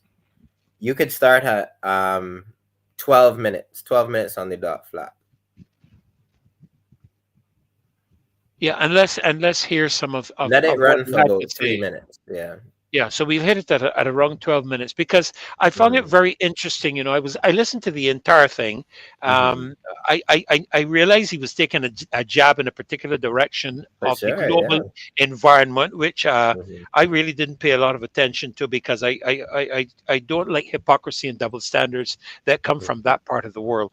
But I was somewhat curious about this comment he made about gangster politicians, because, you know, hearing that for a country overseas, you would kind of think, okay, you know, we know all about the cartels and all these different kinds of things, you know, that run governments and control governments and so on. But we don't have that here in Barbados.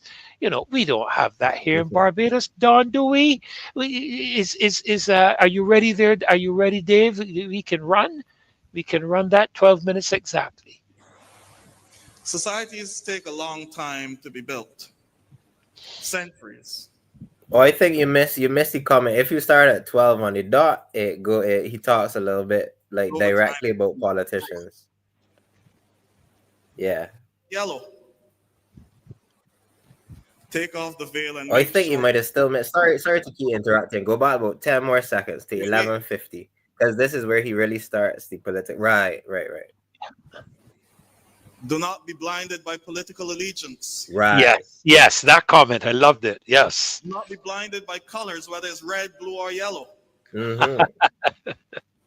Take off the veil and make sure that you can see the glory of God. See the glory of God. Stay awake. Because as I've said before, the destruction of societies is pernicious.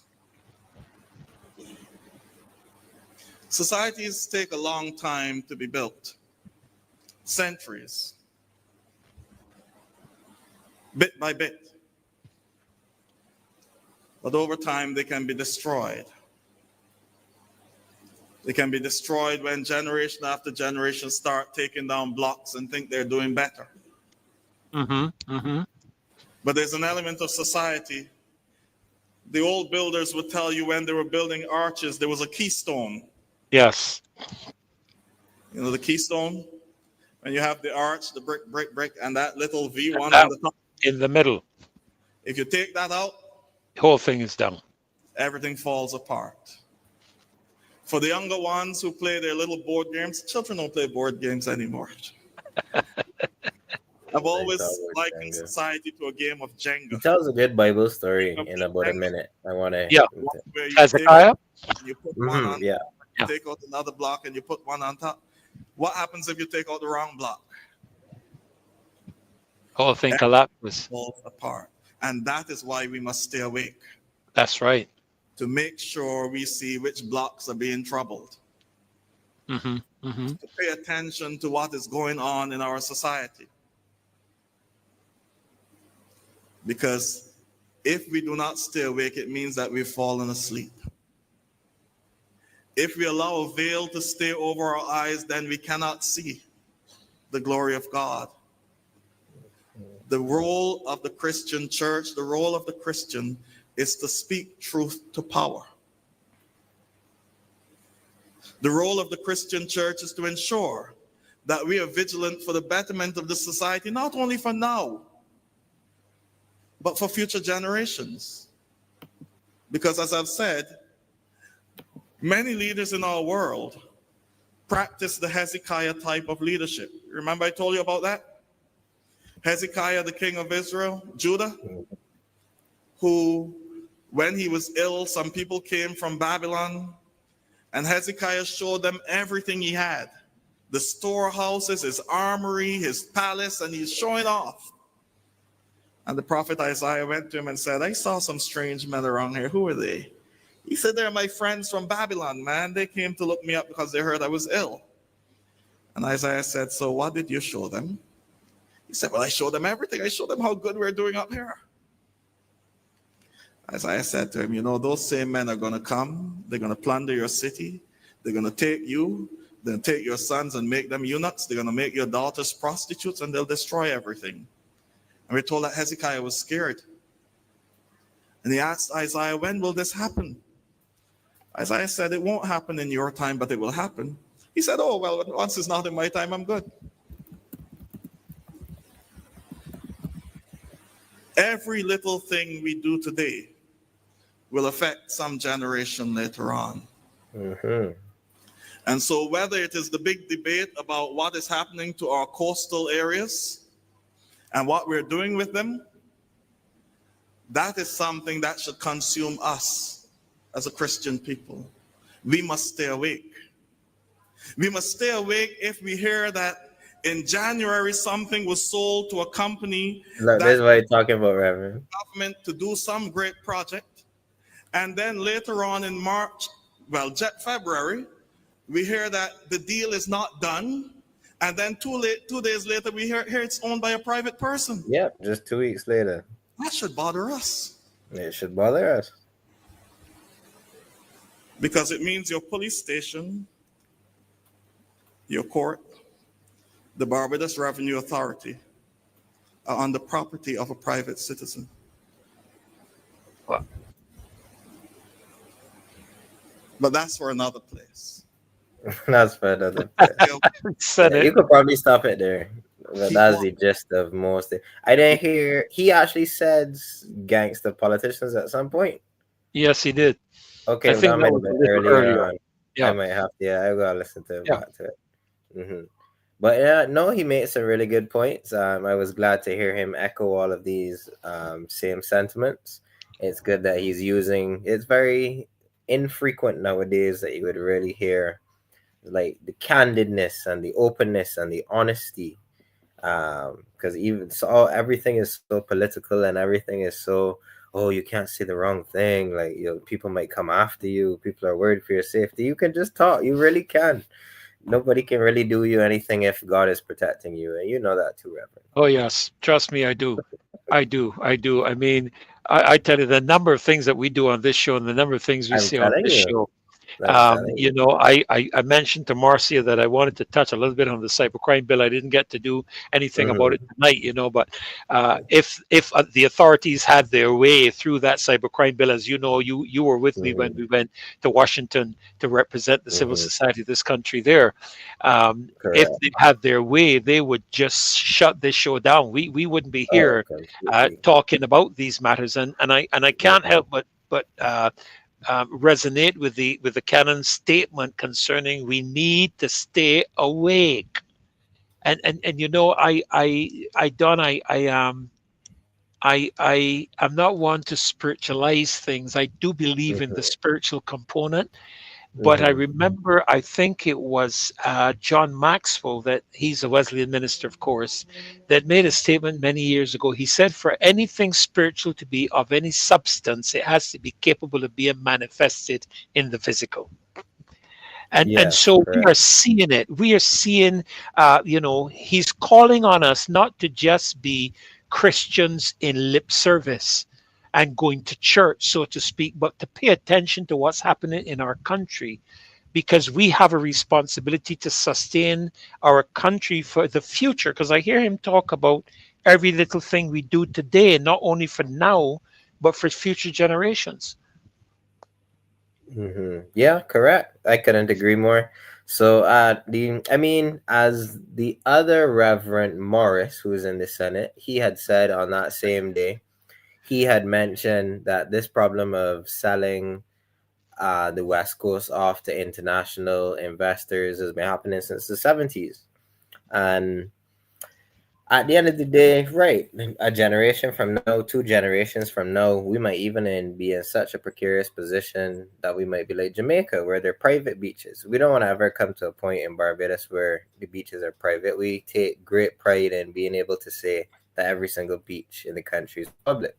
But if the direction is so pro-colonialism as it continues to be, as the trend is, that might be a law that's introduced into the lower upper house of parliament next, that we want to be able to give a concession to the next big hotel to have the first private beach in Barbados. And it's only going to be one private beach. Trust us. It's only going to be one. But then obviously 2 months later, there'll be another one. 3 months later, there'll be another one. And then there'll be nothing left for us. You know, I wanted to find out, and maybe when we bring them back in, they might be able to answer the question first. But I want to find out, you know, if thank you so much, Dave. I'll let you play it so that Don can hear it. But it begs the question, you know, because something has been happening since the 70s doesn't make it right. No, not at all.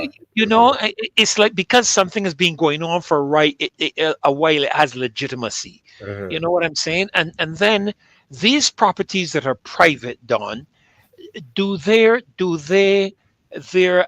property line go all the way down to the sea, which would mean that the beach area in front of their properties is private. Essentially, yes. So it would be interesting to find out, you know, in terms of the planning and development department, if those persons who have built on the coastline have to leave those aspects of the beach available to the to the general public. Dave, that clip, yes, let's hear that clip where he talks about the gangster politics. Let's hear that clip, Don, so that you can gangster politicians. The glory of God. But I even dare say, collectively as the body of Christ, we must be vigilant in our world. Christians throughout the world must stand up now even more than perhaps we have in our lifetimes within the last few decades. Because what we're beginning to witness in our world is gangster politics. What? That's crazy. A priest said that like on these. Yeah. That's incredible. There's no way he said that. Because I have the might, I can tell you what I want and I can do what I want. That is the world to which Jesus came. He sound like he gonna be running for MP with St. George soon, Reverend. You know, that the thing about it is, you know, to make that statement within the context of what is happening in the country at the moment, Yeah, for considering his position in the Senate, is telling. That's direct shots being fired. Yeah, you know, it would appear to me that he is targeting specifically in the most diplomatic manner. You know, maybe he's learned the diplomacy from his theological upbringing and training and so on. I am not so diplomatic. I tend to speak quite straight and quite candidly. You know where you stand with me when I speak, but you know, interesting to hear him enunciating in this manner. Within the context of what is happening in our country. And, you know, he makes that statement about who get what they want or say what they want. You know, it's like you don't have a choice in the matter. No, you really don't. Everybody is always so scared about, you know, saying anything, speaking out in any way, shape, or form against this administration. I can't really personally say I relate to all of this fear. I don't know where it comes from. I don't know what people are so frightened about. I don't know if people think that Mia has henchmen out there lurking. She doesn't. It's not like nothing is going to happen. Like, it's your God-given right to speak your mind at any given point in time. And once you're speaking the truth, nobody can sue you. That's why I'm so confident in what I'm saying. I know that what I'm saying is 1000% the truth. So even though it might come across really aggressive or wild to the ear, it's the 100% truth. So nobody can sue me for it. So at the end of the day, you really need to, I would encourage that a lot more so. The average Bajan is very frustrated. They're very upset. It might not be at this Holetown Civic Center thing. It might be at the roads. It might be at anybody. It might be at any given thing that the government is doing wrong. We could list a plethora of them right now. So whatever it is that you're upset about, make sure you make your feelings known. Going to social media and highlighting issues has really become something that has made issues fixed a lot quicker. We have influencers our age, like Jordan English, doing it. We have influencers older influencers like Dunksman as well, highlighting issues, whether it be the Jobby Water in Bashaba, like Marcia was highlighting as well, or different gigantic potholes anywhere around the country. I really think that we need to, when you see something wrong, pull out your phone and record it a little bit so that then the whole world can see it. We live in the internet age now where the truth can come to light a lot quicker than it could back in the day. Everybody has a voice at this point in time. Only the media houses used to have a voice. But now anybody can say anything at any point in time and the whole world see it. So I think we really need to take advantage of this power that we have. And you know, Don, it's encouraging too, because, you know, this program, this show is aired on YouTube and it goes all over the world. You know, and I'm seeing thousands of people watching right now, which is incredible. Yeah, and you know, I checked just before I came, and I think the show last night had over 9,000, something like that, 9,500 and something views, subsequent to the live show last night. But you know, we used to have a couple of ministers many years ago, Don. I remember Dean Harold Critchlow, and then there was another minister that was on brass tacks. I don't recall his name. I'm sure somebody's going to put it in the chat for me. And then there was another Catholic minister. his name slips me at the moment. He was involved with Calypso and so on, and he also used to take a dig politically as well. So we have had some ministers of the what you would call we would call the minister of the cloth, or Harold Critchlow, Father Hatch. That's it. Thank you so much, Father Hatch. And then there was another minister, a Catholic minister. He was in the Calypsos and so on. And I used to have some great interactions with him. You had Gordon Matthews, yes, another minister there, and oh gosh, I can't remember the other person's name. But the thing is that what I hear the good canon Roger's saying is that we need to become active and not passive in this matter. If we're not active in this matter, he makes the point that if we don't act now for the sake of future generations, you talk about. Reverend Morris talks about, this thing in Now Start. Yes, Harcourt Blackett. Thank you, Jeanette. That's correct.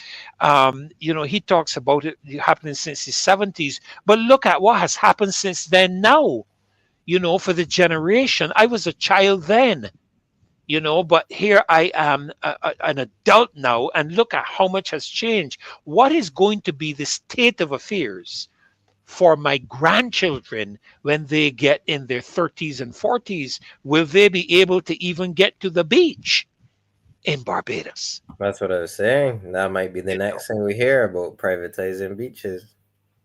And when you look at the development, we were showing it a little earlier, I actually had not seen the plans, the layout plans, and I want to thank Dave for putting it in the chat that persons can actually come back. I think the chat for YouTube remains up when we're over, but you can come back, I think, and you can go to the BTI website, Barbados Tourism Investment website, where the Prime Minister's, you see the Prime Minister's face on that page where she's giving the invitation. And on that page, right to the bottom, you'll see the 7 opportunities for investment: Needham's Point, Gemmitt's Lane, the Pierhead, Hink Street, Government Headquarters, Kensington Oval, and Trevor's Way. Well, of course, I mean, all of them are all the development along the coast. It makes me wonder what's going to happen to Browns Beach, what's going to happen to the Esplanade, Bay Street Esplanade area, what's going to happen to that area where the Pebbles restaurant used to be, where there are now a couple of little restaurants there along the beach between the Hilton and the Radisson. What's going to happen all the way through there? What's going to happen down by Savvy? Is it Savvy on the beach? Down that side. As you go down Bay Street. Yeah, go ahead. You don't remember that they had to do a little semi-protest there already, Savvy on the Bay? A lot of the food truck operators there, the government were saying they wanted to clear that and make it a car park for one of the hotels that was planning to build. So, and then one of the food truck operators, he's big on social media, so he got an interview with the Nation and everything. And then me and Molly had to back down because, how on earth are you going to move one of Barbados's most popular and vibrant spots now to build a car park? Come on, it really makes you question, I can't say that, but it really makes you question, what is the motive? How is a car park going to benefit the Bajan society more than a nice place that there's music, dance, and you can go relax? Drink? Exactly. It makes you think, what is happening? Why does all of this construction need to happen at this point in time? Yeah, and it seems sometimes you're left to wonder what thought has gone into all of this. And of course, no consultation. And this is the thing that really angers me, because if we became a republic by the people, for the people, of the people, that is a republic. Then and of course I was talking with Nigel and I'm going to bring them back in just a moment, Nigel and Victor earlier, because we're going to be going into the call-in segment where persons will be able to call in and make their comments or ask questions. When I review some of the things that are being decided I asked them about what used to be referred to as Crown lands. And if it's Crown lands, it actually belongs to the government. But who's the government? Within the context of the Republic, we are talking, and that is Father Harcourt Blackett. I think he's now in the United States. I think he's now in the States. I stand to be corrected, but I think he's now in the U.S. diocese. But you are left to ask yourself some quite serious questions, with regards to these matters, because now a Republic. Certainly, what would have been Crown lands now belongs to the people of Barbados, and should the government be divesting of it without first consulting the people, sharing the projected plans and ideas that they have for the development, taking the people into their confidence, showing them the plans, getting input from the people of Barbados, putting up these, these little, we used to see them years ago where they had these mini models. They would put them underneath a plastic dome, and they would have models of where what the construction site was going to be like. Where the people of Barbados can see it. There's Clement Paul. That's Reverend Clement Paul right there. Where people can see it and voice their opinion pertaining to the matter. And then when I look at the development, there is no synergy between the designs of the building constructs and the tradition of Barbados. I mean, people come to this country because they believe that somewhere in the world is a place that has not been invaded by construction. That's one of the things that attracts people to the islands, to Grenada, St. Lucia, Barbados, St. Vincent, where they can find the beauty of nature and the beaches and the culture of the people and that type of thing. But now it's being taken over by a Miami Beach type of setup, which they're coming from. They're not coming from that. If they want that, they can jolly well stay right where they are and have it. But they're coming to the islands because the islands offer something that they don't currently enjoy. That's about to change. Yeah, the whole country being sold off. It's like if me is trying to sell it off as quickly as possible. That's kind of how it appears to be. Like if you go on the BTA website, as y'all mentioned, like here they're talking about, please submit opportunities to redevelop Oistins, like the Oistin Civic Center as well. This is news to me. I never even knew this. They're trying to get rid of the whole Oistins Magistrates Court, the whole police station, the welfare department, licensing authority, the bus terminal. Yeah. Oh, that's crazy. 6.6 acres along the Miami Beach, the Enterprise Beach. And would we really want a gigantic resort there in the middle of Oistins? No, Oistins can't be Oistins anymore if there's a gigantic resort there on Miami Beach. If there's a gigantic resort on Miami Beach, you won't even be able to use the beach. So you wouldn't even be able to see the beach. You see, they're so brazen that they just have it out here open on the internet. Like this is laughable. There's just it really seems like if they're trying to sell out every single piece of government land that they possibly can while they are currently in government, they want every single piece of land sold. Well, I want to bring Victor and Nigel back in, Don, and Dave. If you could put up that flyer for the upcoming roadside parliament that's going to be at Gibbs Gully.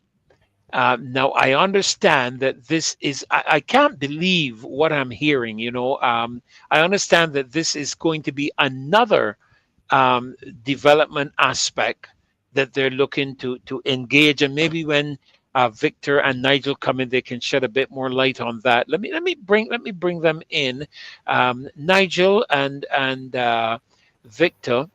Let me bring you gentlemen in. I know you've been listening in the background to all we've been sharing. I want Dave to bring up that flyer. I hope he has it for the upcoming roadside parliament. There it is. If you can make it a little bigger, Dave, and probably just take down the banner just for a bit. Thank you. Right, there it is. Save Gibbs Gully Roadside Parliament. That will be this coming Sunday at 2 p.m. Barbecue Gully Tour, powerful speakers, Gibbs's Glade in St. Peter. They're inviting you to bring a chair, a cooler with drinks, and above all, something to say. And the transportation will be provided from Independence Square. Would you know the time for that, Dave? I don't know when will be the cutoff time for that transportation, but you can book your space at 236 7,000. 236 7,000. And incidentally, this is the time for you in the loyal opposition to make your calls, to call into us. You can address Victor, Nigel, Don, myself, any of us, all of us. 236 7,000. They're waiting for your calls. But that's the same number you can call to make your booking for transportation from Independence Square to Gibbs's. And God willing, I hope to be there on this occasion at the Roadside Parliament in Gibbs's Beach. But gentlemen, welcome back in again. I know, Victor, you would probably have a little bit more. There you have it. Arrive at Independence Square not later than 1 o'clock. Not later than 1 p.m. And I believe they're going to be shooting off shortly thereafter. So make sure that you're at Independence Square no later than 1 o'clock on Sunday. All right, if you're going to be using the provided transportation to Gibbs's Valley there in St. Peter for that Roadside Parliament, 2 o'clock this coming Sunday, I think that would be March the 9th. But Nigel, I don't know, and yourself and Victor, if you could shed a bit more light while we await some calls. And remember, folk, this is your time. You've been sharing all down through the night on your chat, but this is the opportunity for you to actually phone and call us in 236 7000. Make your comments and ask any questions. We had 1 or 2 questions earlier tonight as well. On the show, and so this is the opportunity for you. This is your line, the people's line, to call in and voice your concerns, your questions. 236 7000. So we are waiting for you to call in. But Victor, Nigel, if you could probably share a little bit of light on this matter to do with the Gibbs's Valley area, Gibbs's Gully. Let me call it the Gibbs's Gully area. Well, from my knowledge of that area, I think it is part of the original forestation of Barbados, and it is very unique. Okay, it is. Some years ago, I happened to visit the area, and I was wondering, but where did this paradise come from? Wow. You know, it is so beautiful. It is so magnificent there, and there's a lot of space in there, and it is peaceful. It is tranquil. You know, it is magnificent, and it is also part of. I understand from what's her name, that there is a water course underneath that gully. Yes. When the government allow foreign investors who they have no knowledge, they don't know anything about Barbados, the geography, the geology, nothing. When they are brought in and given free reins to just go in and build their high rises, to me that is sheer desecration and destruction of the natural environment, and it is most unfortunate. You know, in the last Roadside Parliament, Victor, I heard a lady spoke in the last Roadside Parliament. I don't know if Dave can find that clip. There was a lady that spoke in the last Roadside Parliament that raised the concern of the Gibbs's Gully, and she was treating to the fact of some, if I can put it in my own words, some rare creatures and maybe rare flora fauna that exists there. I don't know if you recall, because I think you were doing a little bit of emceeing at that Holetown at that Holetown Roadside Parliament. I don't know if you recall that, lady, speaking with regards to that.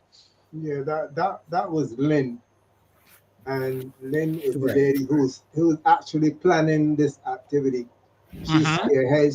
She's spearheading the entire planning of the activity for Sunday. So you'll be hearing from her again on Sunday. Mm-hmm. Right. Do we have, I see you have up there, Dave, a place where persons can sign a petition. I don't know if we have the link that we can post that in the chat. If we do, it would be great, I think, for persons to get that link that they can sign that petition. I know there's a lot of concern on the island to do with the green monkey and so on.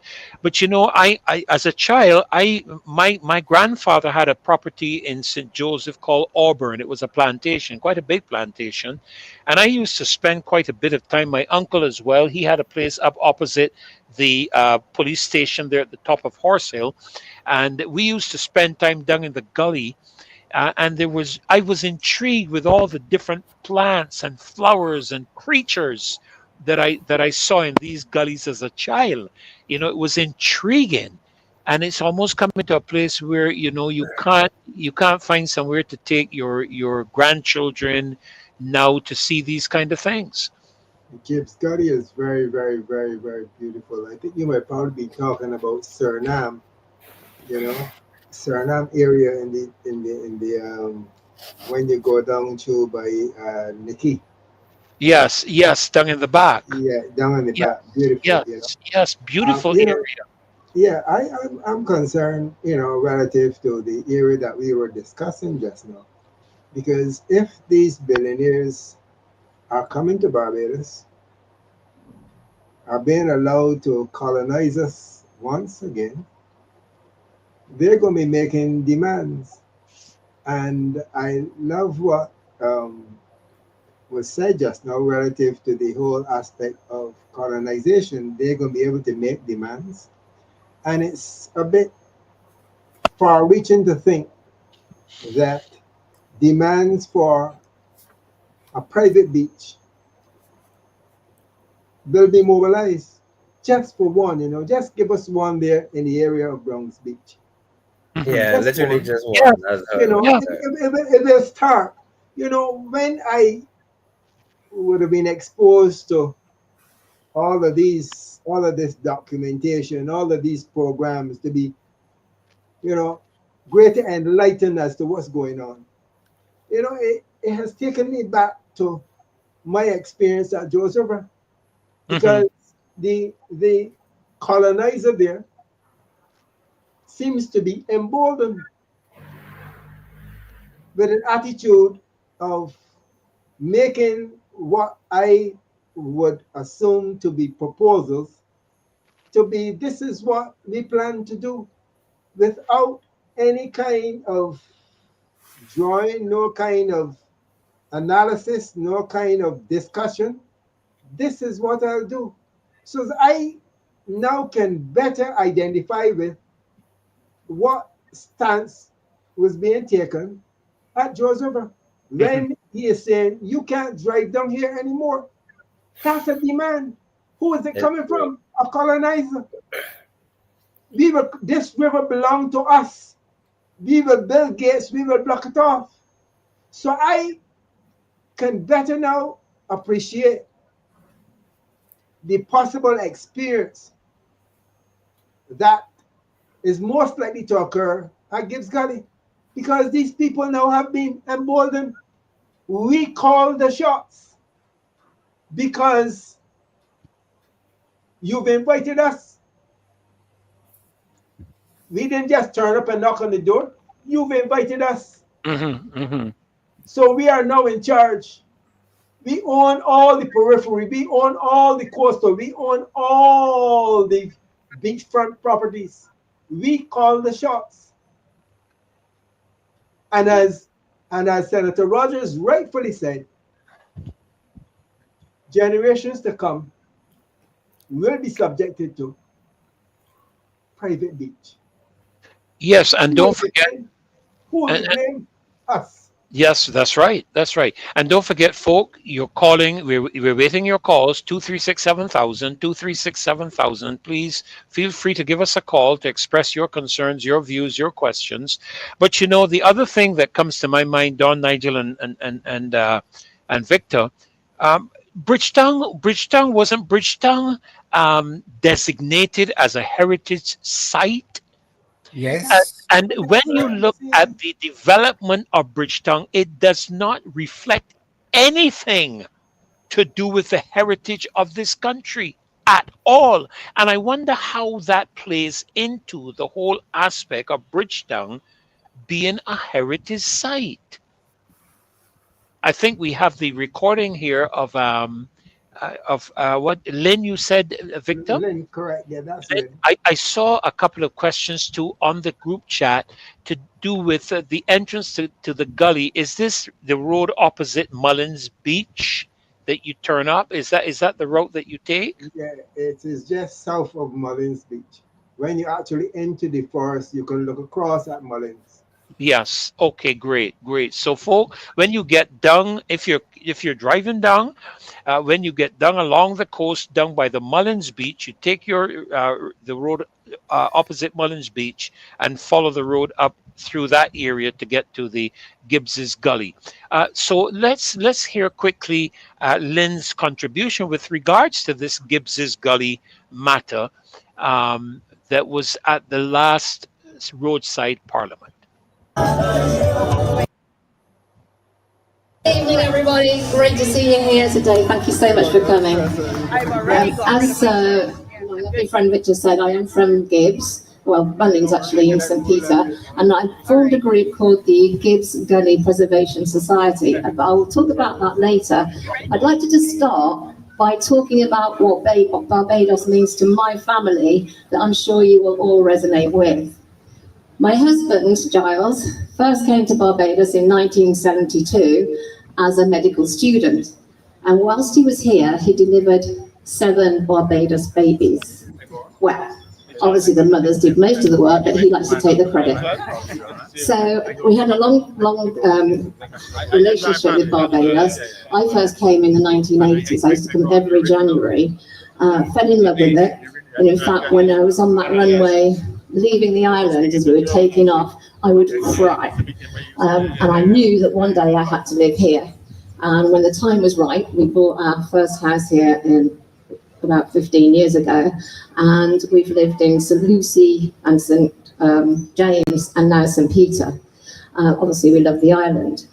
Every weekend, we take our dogs over to the East Coast and we'll walk on Morgan Lewis Beach or Bathsheba, or we'll walk down on down Jones River at Cattle Wash. So we're not just West Coasters, we love all of Barbados. We've done a lot of walks on Concept Cutting, where we've been down to Concept Bay many times. We've walked from Concept Bay to Martins Bay to Bathsheba, to Bath and back. So we are, real Bajans. We is Bajan. I might look English, I might sound English, and I'm sure my DNA is English, but my heart belongs to Barbados. So we've, as I say, my children came from very, very tiny ones, and when they come over to see us, they all say, "Mum, I'm coming home," and this is where their heart is too. So now that we live here permanently and have done for some time, I don't have to cry anymore when I do leave, which isn't very often and not for very long, because as we say about hey, I've gone to come back. So, the Barbados is in our absolute soul, it really is. So getting around to Gibbs Gully. About 2 years ago, a neighbour of mine said that they'd been visited by an English developer who was trying to keep it all very dark and quiet, asked her not to say anything. And he was going to start building on the gully, which her house backed onto. And I thought, oh, hang on a minute, that's not right. He's not supposed to build on gully, and especially as it's a watercourse. So I got in touch with Town and Country Planning, who first of all said, no, that can't be right. It's illegal to build on watercourse. So I said, well, that's what I've been told. Can you look into it? So they did.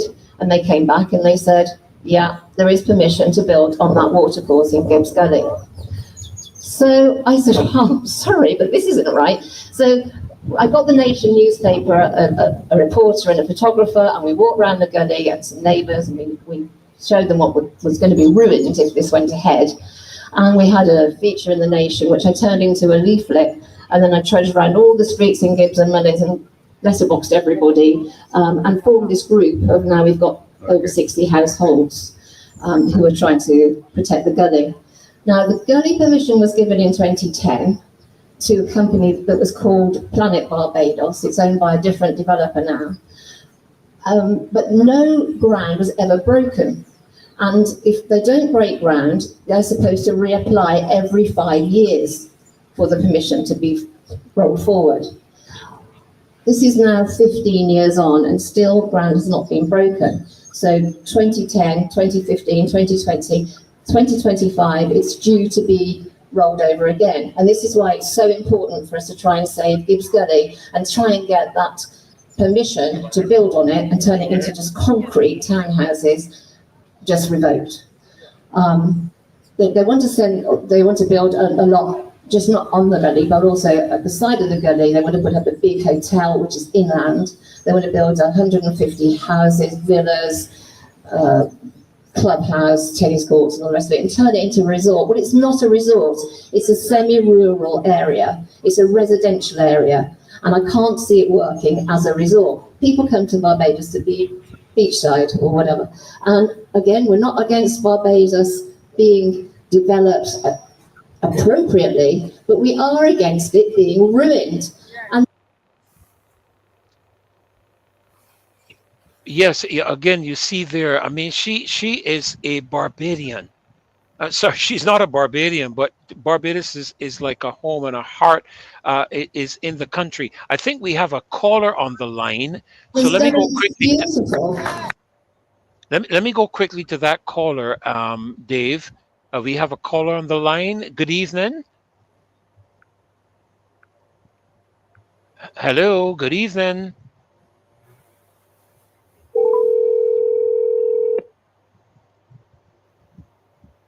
Okay. Good night. Good night. This is the Marcia Week show. You were trying to reach us? Yes. Yes, please go right ahead. Victor, Don, and Nigel are all here listening to you, along with the others on the show. Go right ahead. Yes. Good night to the panel. Good night. No.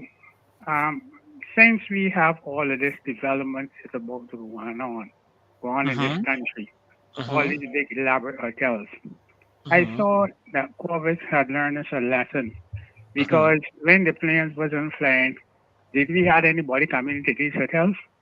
What these hotels was renovated to. Now, another thing, since we're going to have from Holetown, Brandon, the Pierhead development, right up Bay Street. Now, Don would know, because I think Don lives in that area. If you take a look, go down to the same Miami Beach, near before you get the Romans Hotel, Roman apartment, there is a new barn hotel was open there.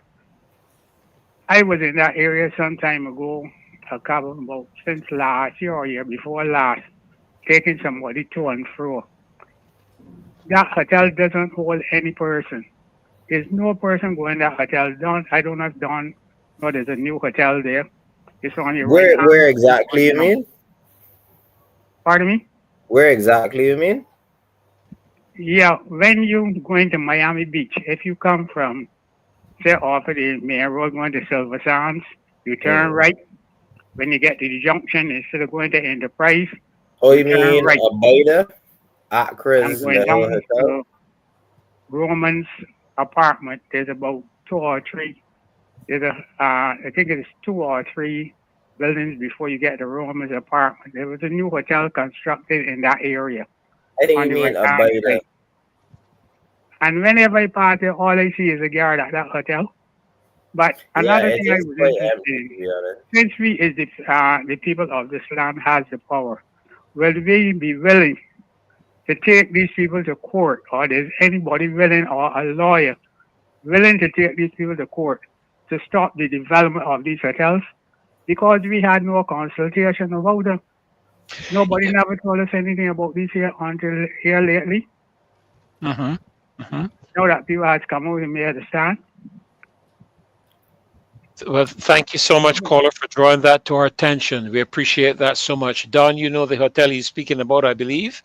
I believe it's right on Miami Beach, Abida Hotel, Accra. The same people that own Accra built Abida Hotel as well. And he has a point. The majority, I run past there quite a few mornings. I would say that hotel is, if they have 50% occupancy at any point, even during the tourist season, that's a lot. It is quite empty. So you're right, that's the point. In COVID, like all of these new hotels being renovated and whatnot, but they had thousands of rooms completely empty. The same Dr. Rogers in Senate that same contentious day, he said he went to a Bahamas island. There's the one particular island in Bahamas that had, you know, it was just a sand island and it had like 15 resorts on it. And now it's just completely empty. It's a ghost town. Like it had its day. If Barbados just becomes resort central, there's nothing going to be appealing about Barbados. There's no cultural aspect. There's nothing. It'll just be a very commercialized mini America. And that's not what the tourists come here for. Politicians keep thinking about what's going to benefit themselves personally. And that's why they like to really push these projects. But at the end of the day, we need to push culture. We need to push heritage. And the only way to do that is to keep Beijing ownership of our most expensive parcels of land. In the worst case scenarios, where a government agrees to let somebody develop the land, at least keep government ownership of the said land and collect either a profit share or rents from the land. But don't outright sell government-owned beachfront land. That's what you can lease it. You can lease it. Yeah, go ahead. Yeah. If this is Yeah, all sorry to call you down. There's also another hotel there below, they're called now, the hotel that owned by Dennis Chull. When you're coming into that area there by, below Golden Sand, there's a hotel that was constructed on the right-hand side, the left-hand side if you come in at the Holetown.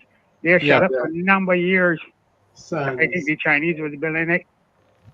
Yeah, I think I remember that one. Yes. So what's the point of we trying to build all, going for the development of all of these hotels? And we got hotels here that closed. You even see some set up in paper now for auction. Why can't these hotels that's a good point. I was about to make that point. And let's have some opening air windows to see, as Brother Hart would say. Because when we go and build all these big, high monstrosities, we in neither Dubai nor New York. Tourists come here because they want to relax and look around the place and see some of the beauty. Well, I think, it might be... Mr. Lewis, I would like you all to debate whether the people has the power or there will be somebody who rise up and say, listen, we taking the government to court for selling our land without our permission. I will put down and listen to you all. Thank you very much, caller. Appreciate you calling in. Thank you so very much, sir. Well, gentlemen, yes, Victor, what about, he's talking about something like an injunction.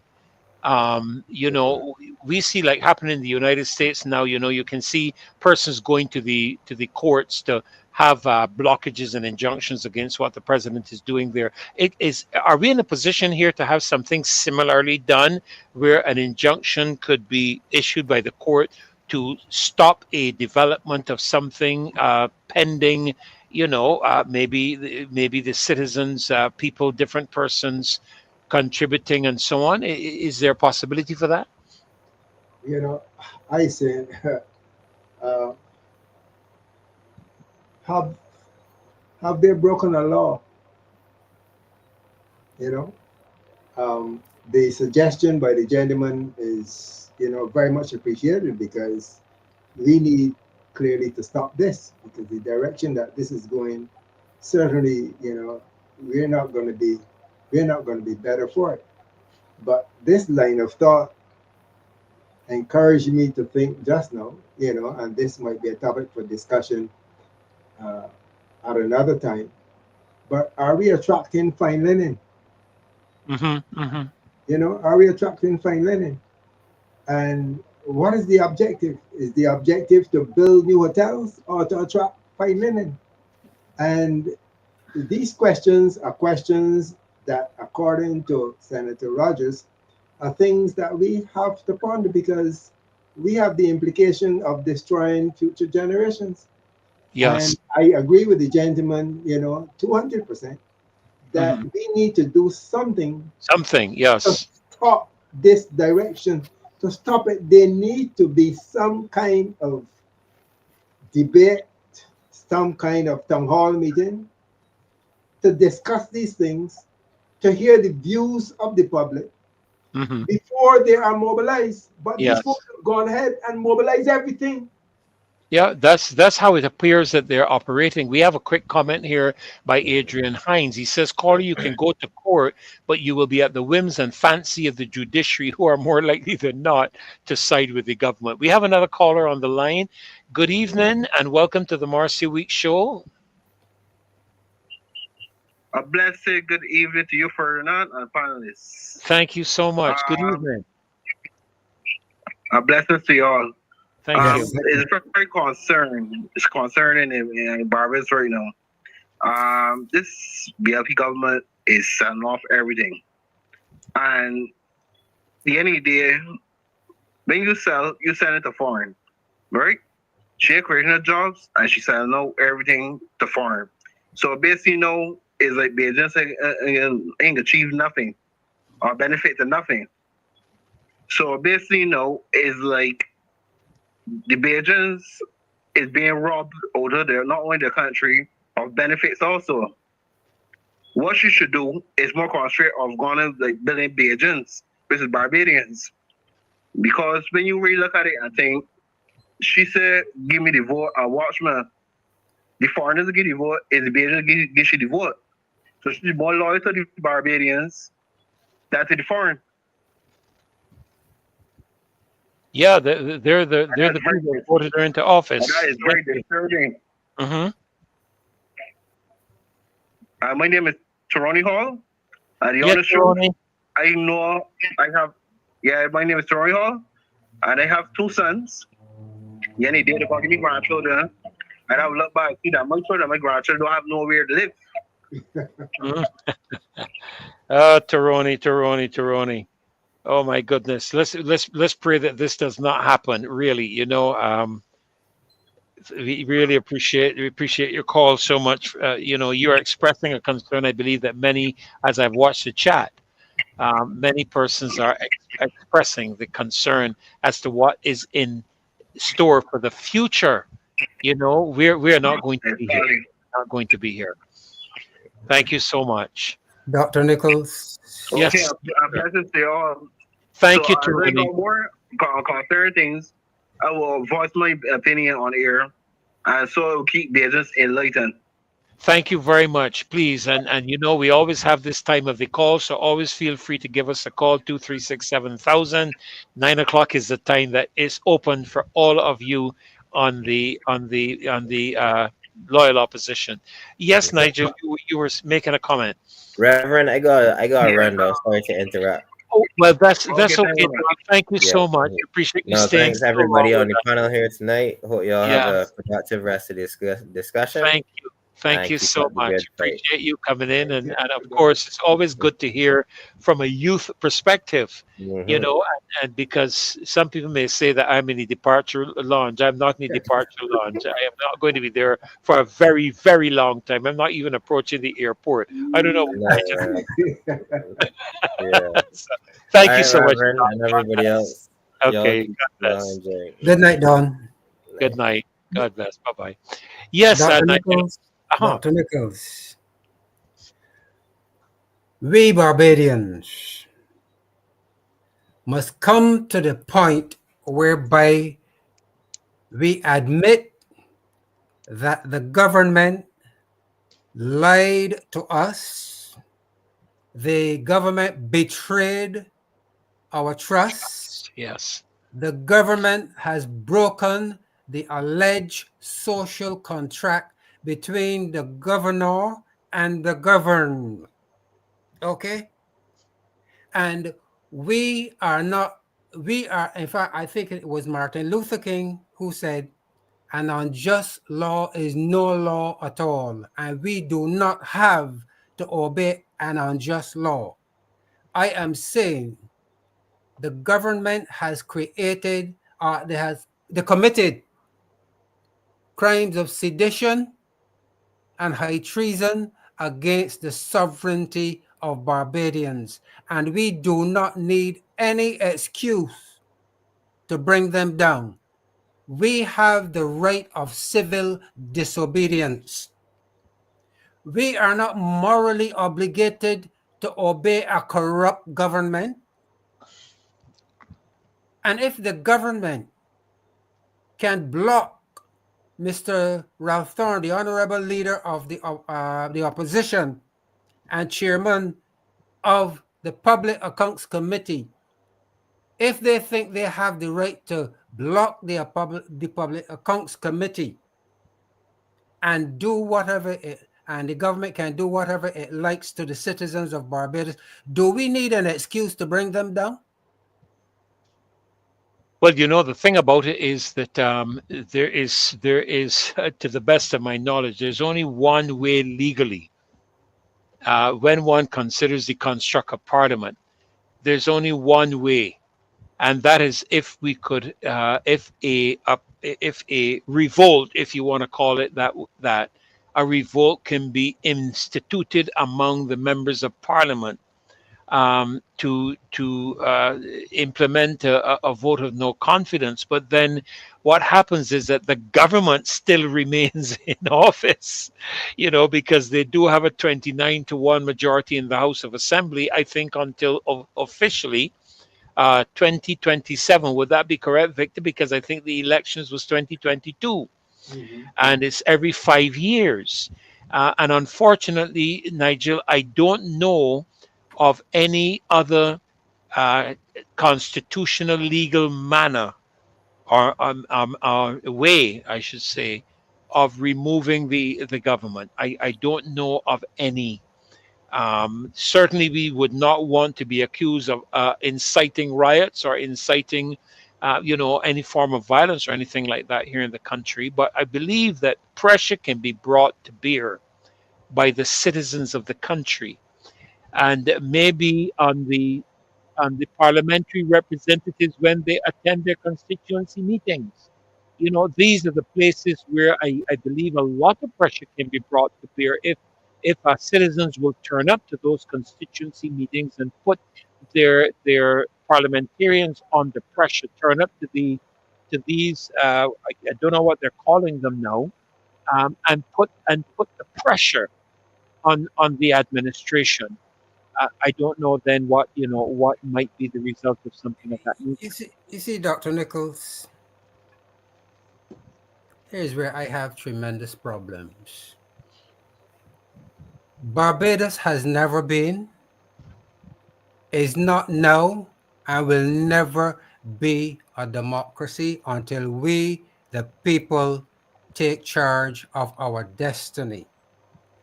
And what is going on is a clear example of what Michael Tolleson, the American, African-American, Africana Studies scholar, described as agency reduction formation. Now, when I say Barbados is not a democracy, if there is no such thing as democracy in the Western world, okay, there is no democracy in the Western world. What we call democracy is a scam that was organized by the colonial masters to keep the suffering African people in subjection, okay? And they instituted what they call free and fair elections, but we know there is never a free and fair election. And the so-called democracy and constitutional order, it is not working out to the benefit of the people. And right now, Barbados is a typical example of that. What is democratic about Barbados when one individual is making all of these decisions, and that individual, she has plunged Barbados into an existential catastrophe? Must we sit back and allow that? Well, from what I'm seeing, there is comments being made. Massive boycotts. We just saw some video there just now of the protests. Was that in Nigeria? Dave? I couldn't pick up where those protests were. In terms of the boycotts, I mean, we're seeing some of these things in the U.S. as well. Where persons are marching. In Kenya, thank you so very much. That is in Kenya. The challenge of Nigel is, I keep hearing Barbadians are passive, but the challenge is mobilizing and getting them out. Now, I remember toward the end of the last administration's tenure that the current prime minister led a protest march that included the private sector, unions, and all kinds of people, But when you consider how many hands are in the pot at the moment, you even have union leaders in parliament. You have persons in parliament in synergy with the private sector and business community. It seems as though it is going to be very difficult, not impossible, but difficult to mobilize Barbadians to get out and protest. We have those protests in the U.S. and Canada, over the COVID-19 pandemic period. We had all of that happening that created significant influence and impact. Adrian says the government isn't going to change course, so protesting isn't likely to work. Grant you should but be prepared to vote them out. The only problem there, Adrian, is that they are highly unlikely to call an election if they consider their popularity to be plunging. They're not likely going to call an election. I suspect that they're going to accelerate roadworks in the country and use those roadworks as an attempt to show that they're doing something significant in the nation and that they deserve another tenure. That's just my view on it, gentlemen. We clearly have a moral dilemma on our hands, where we have a corrupt, disrespectful government doing as it please to the citizens of Barbados, and the citizens must sit back, fold hands, and allow the government to continue its rampage across Barbados and destroy. Now, we have the problem in St. Lucie with the water. With the water. Yes. We have the problem on the East Coast. They're selling everything. The entire East Coast of Barbados. We are now being forced into the center of the island, and that is a catastrophic existential problem. And we as citizens can take so much and no more. What must we do? What can we do? And what ought we do to free ourselves from this government? You were trying to say something just now, Victor? When we look at all the laws that existed relative to the Scotland district, there were laws existing there through the soil for so many restrictions relative to the permission to build in the Scotland area. There's so many laws that related to building around gullies. And we have this administration coming into power with the ability to just change up all the laws. You don't know what zone 1, zone 2, zone 3, or zone 4. Those don't mean anything anymore. You have heritage parks now that are being destroyed. We have the leader of this country being empowered to just change laws willy-nilly without identifying with the possible consequences of changing those laws. That is why I agree with Don just now, that the law stating that there will be no private beaches in Barbados, that is another law that the head of this government will be given the opportunity to change. And we have no control over it. So I agreed just now with the caller, the videos that the video, yeah, yeah, because we need some intervention. And I think that the best tool now for intervention, has to be political. It has to be coming from the Democratic Labour Party to take a stance, because when we look at our structure of government, we do have an opposition. Even although the opposition is 1 to 29, then the power of the people supporting the Democratic Labour Party must stand up and allow their voices to be heard. Yes. I am looking. You're talking about the laws, Victor. I'm looking at the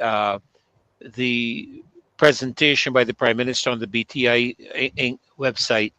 Of course, she is Minister with responsibility for planning and development. And there's a paragraph, and I'd like to read it. We have overhauled our 54-year-old Town and Country Planning Act and replaced it with a new Planning and Development Act with a presumption in favor of development, which emphasizes speed and predictability. We further make a commitment. Listen carefully to this, Victor. We further make a commitment that any applications not initially approved are responded to with recommendations that would secure approval. So they are prepared against what the legislation may be indicating is a prohibitive perspective, to recommend amendments and shifts and adjustment that will circumvent the very said same Planning and Development Act. So that is what is said there. All those individuals that are sitting on that committee, that represents heritage, that represents culture, that represents, soil, all of those representatives means nothing. They don't have no say. They got to sit down and keep their mouth shut. That is why this is so serious, and somebody needs to step in, because we cannot have one person making the decision for the direction of this country. And that is what's happening now. I would also like to add,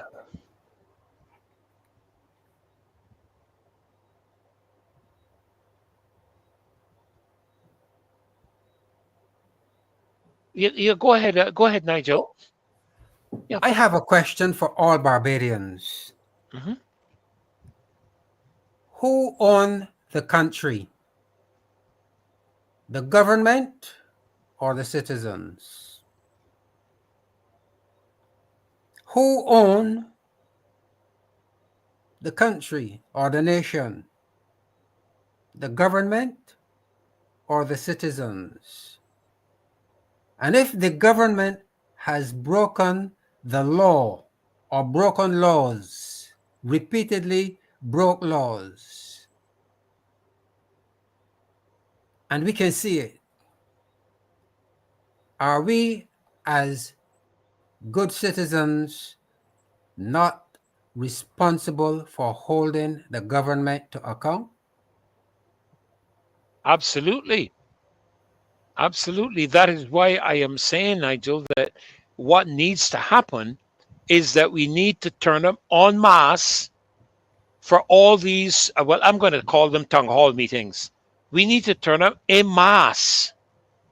The loyal opposition needs to turn up at these events and voice their disagreements and express their concerns and let the government hear the civil society. You know, when we journeyed to Washington, it was only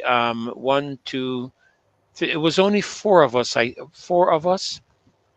us that represented the civil society in Washington. And the five of us were able to convince the commission there to speak to the government concerning the cybercrime bill, to pause and revisit the civil society with respect to that particular bill. You know, it goes to show that, you know, if five of us can do that, certainly thousands of people or hundreds of people turning up for a town hall meeting. You know, somebody is saying, someone is saying that town hall meetings won't work because the prime minister doesn't care what we think. So we need to shut down the country. You know, I am cautious because, Alex, I'm cautious because obviously here on the show, we don't want to be accused of inciting anything. And I have to protect the show from that. I have to protect Marcia and her efforts here from that.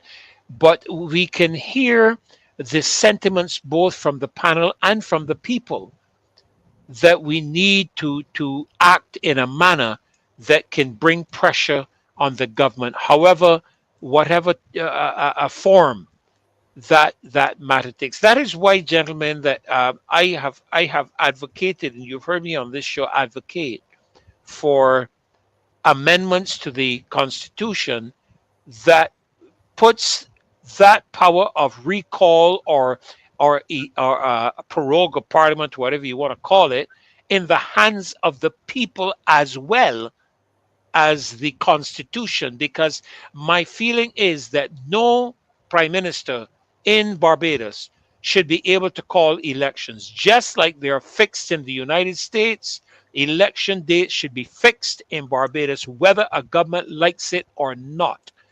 And that provision should be made where the majority of the people, whether opposition or however you want to term it, can petition the president to have an election called. And you know, I don't know how that will work. I want to mention, you know, Dr. Ferdinand, that EduTech was a failure. And I was there at Alling School during the implementation of that program. It was a failure. The whole of Barbados knows very well that that program was a failure. And let me say to you that the pilot for EduTech was done after it was implemented. This says to me that if we are not conscious of the mobilization of plans without identifying with the outcomes of a pilot program, without entertaining other views, without hearing from Senator Haynes, without hearing from Senator Rogers, without hearing from voices other than the BLP, Barbados will crash. Just as EduTech crashed because of a lack of pilot to inform the mobilization of the program, Barbados will crash. And I know I say it may not may crash, it will crash if we are not conscious. And according to Senator Rogers, step up now, stand away, and bring about a change. Some change needs to be brought about. And I would like to think that 1937 was a wonderful experience for us, and it can be a wonderful one again. Absolutely. Absolutely. Well, gentlemen, Because Dr. go ahead. Nichols, Go ahead, Nigel. I also want to ask this question. You ever heard that Barbados was an item in the last will and testament of a former mayor of Bridgetown? No, I haven't, sir. I haven't. So how come someone is acting as though a former mayor of Bridgetown bequeathed Barbados to her? Well, you know, the thing about it, Nigel, is these things are happening, and I want to say, I'm going to say this: these things are happening because the members of Parliament who we elected to represent us in Parliament are not representing the people of Barbados. They are representing, they're representing the government. In other words, the government is a separate entity to the people. That is what we're dealing with. We're dealing with a government that is not an entity of the people. It is separate. And these parliamentarians are not representing the interests of the people. They are kowtowing to the leadership of the party. And they are not speaking up on the behalf of the people of this country. When you look back, gentlemen, at the percentage vote, this is first of all a minority government in terms of the percentage that voted them in. Because remember, it was during the pandemic 2022 when 15,000 people or 5,000 people or something like that were quarantined and were not permitted to leave the quarantine positions to vote, unlike in the Bahamas, where the Prime Minister of the Bahamas made it possible during the pandemic for his people to come out and vote. That did not happen here in Barbados. And as a result of that, give you grant, I do not think that at the time either the opposition was in a position to represent a substantive opposition in 2022. But Dr. Ferdinand, go right ahead, Victor. We got 3 minutes. do we have, since we became a republic, do we have a constitution guiding what is done in this country? Is there a constitution under the republic that we know are? Do we have a constitution guiding us? As far as I'm aware, Victor, I am told we do have a constitution. The constitution was amended only to make provision, as far as I'm aware, for the president. But the constitution that existed, as far as I'm aware, from our 1966 independence remains in force. And there is a draft constitution for the republic. But we do have a constitution that is governing the country at this time. So you're telling me that the previous constitution, when we were under the monarchy, is governing us now that we are not under the monarchy? Are correct, you really sir. saying that? That is the current constitution. Yes, sir. That is exactly what I'm saying. Is that justified? I don't know. I would have to. Is it fair on the law? I would have to refer to the legal minds on that, but as far as I'm aware, that constitution remains in force. We did the reverse. We put the cart before the horse, and we became a republic before a constitution was put in place. Now that we are a republic, all of these decisions made then are null and void. Well, I don't know what's going to happen when a new constitution is introduced and passed through Parliament and Senate. I don't know what's going to happen within the context of that matter. Well, I would have to refer that to the legal minds. The legal minds better step up because we need it, and we need it. Yes, we do. Well, gentlemen, go ahead, Nigel. We have 40 seconds. Well, we have to laugh. Otherwise, you'd go crazy, right, Victor? Go ahead, Nigel. Go ahead, Nigel. I'd like to leave this quote to bring some clarity to Barbadians. Now, yes, there was a traveler who, in ancient times, he said, "What became of the black people of Sumer?" The traveler asked the old man. For ancient records show that the people of Sumer were black. What happened to them? Ah, the old man sighed. They lost their history, so they died. This administration has destroyed our history and our nation. Will we wait until death to do something about it, to prevent it? Thank you for that closing question, Nigel. Thank you so very much. Victor, any closing comments from you, sir? Have a beautiful night, my brother. Okay, thank you so much. Well, listen, gentlemen, I really want to thank you all for being with us tonight.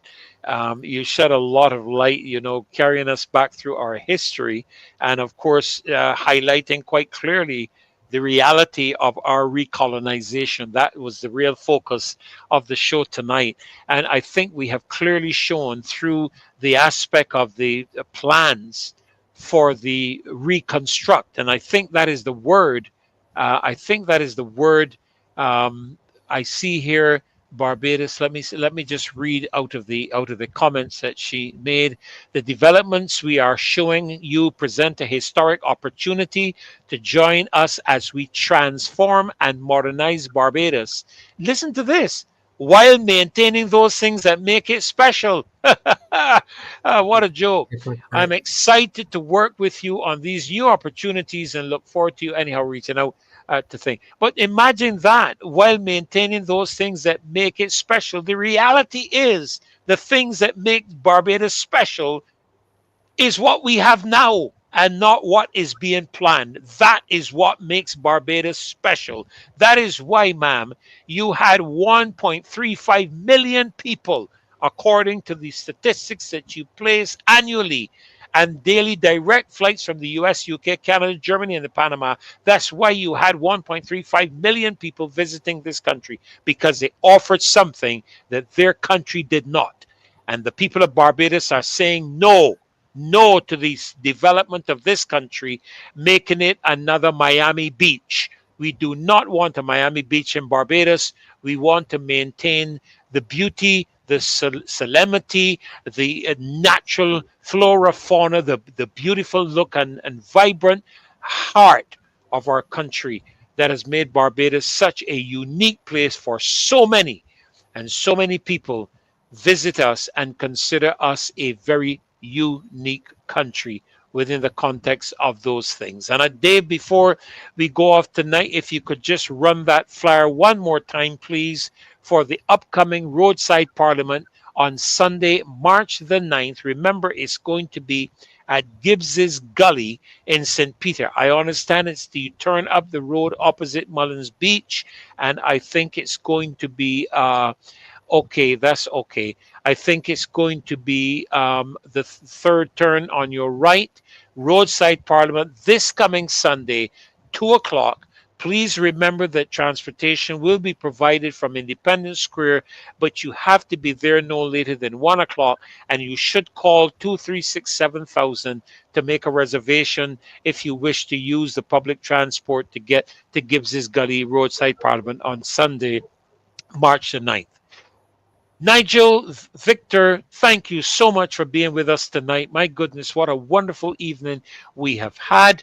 We thank Don as well for jumping in here with us.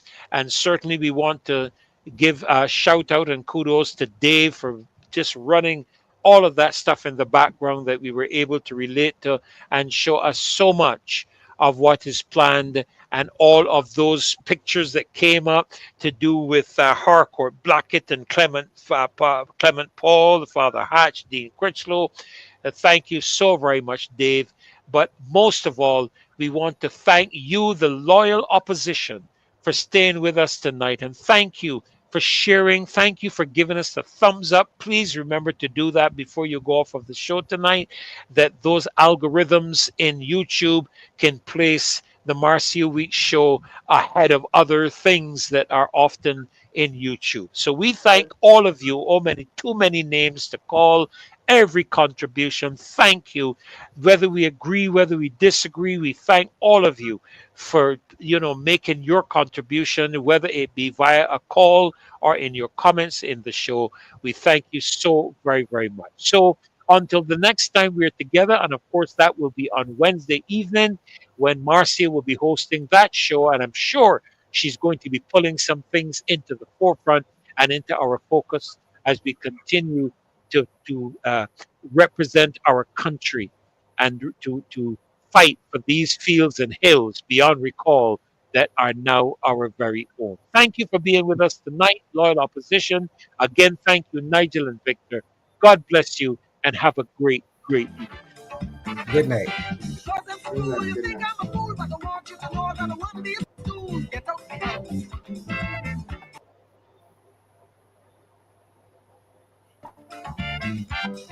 Promise to love you and no other man still is talking to Gabby right now. Get out the house. Woman. I say to get out the house. Watch yourself. You got to go. You got to leave my place. I want you to know you is a big disgrace. Get out the house.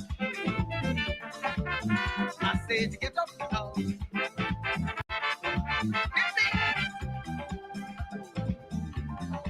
Watch yourself.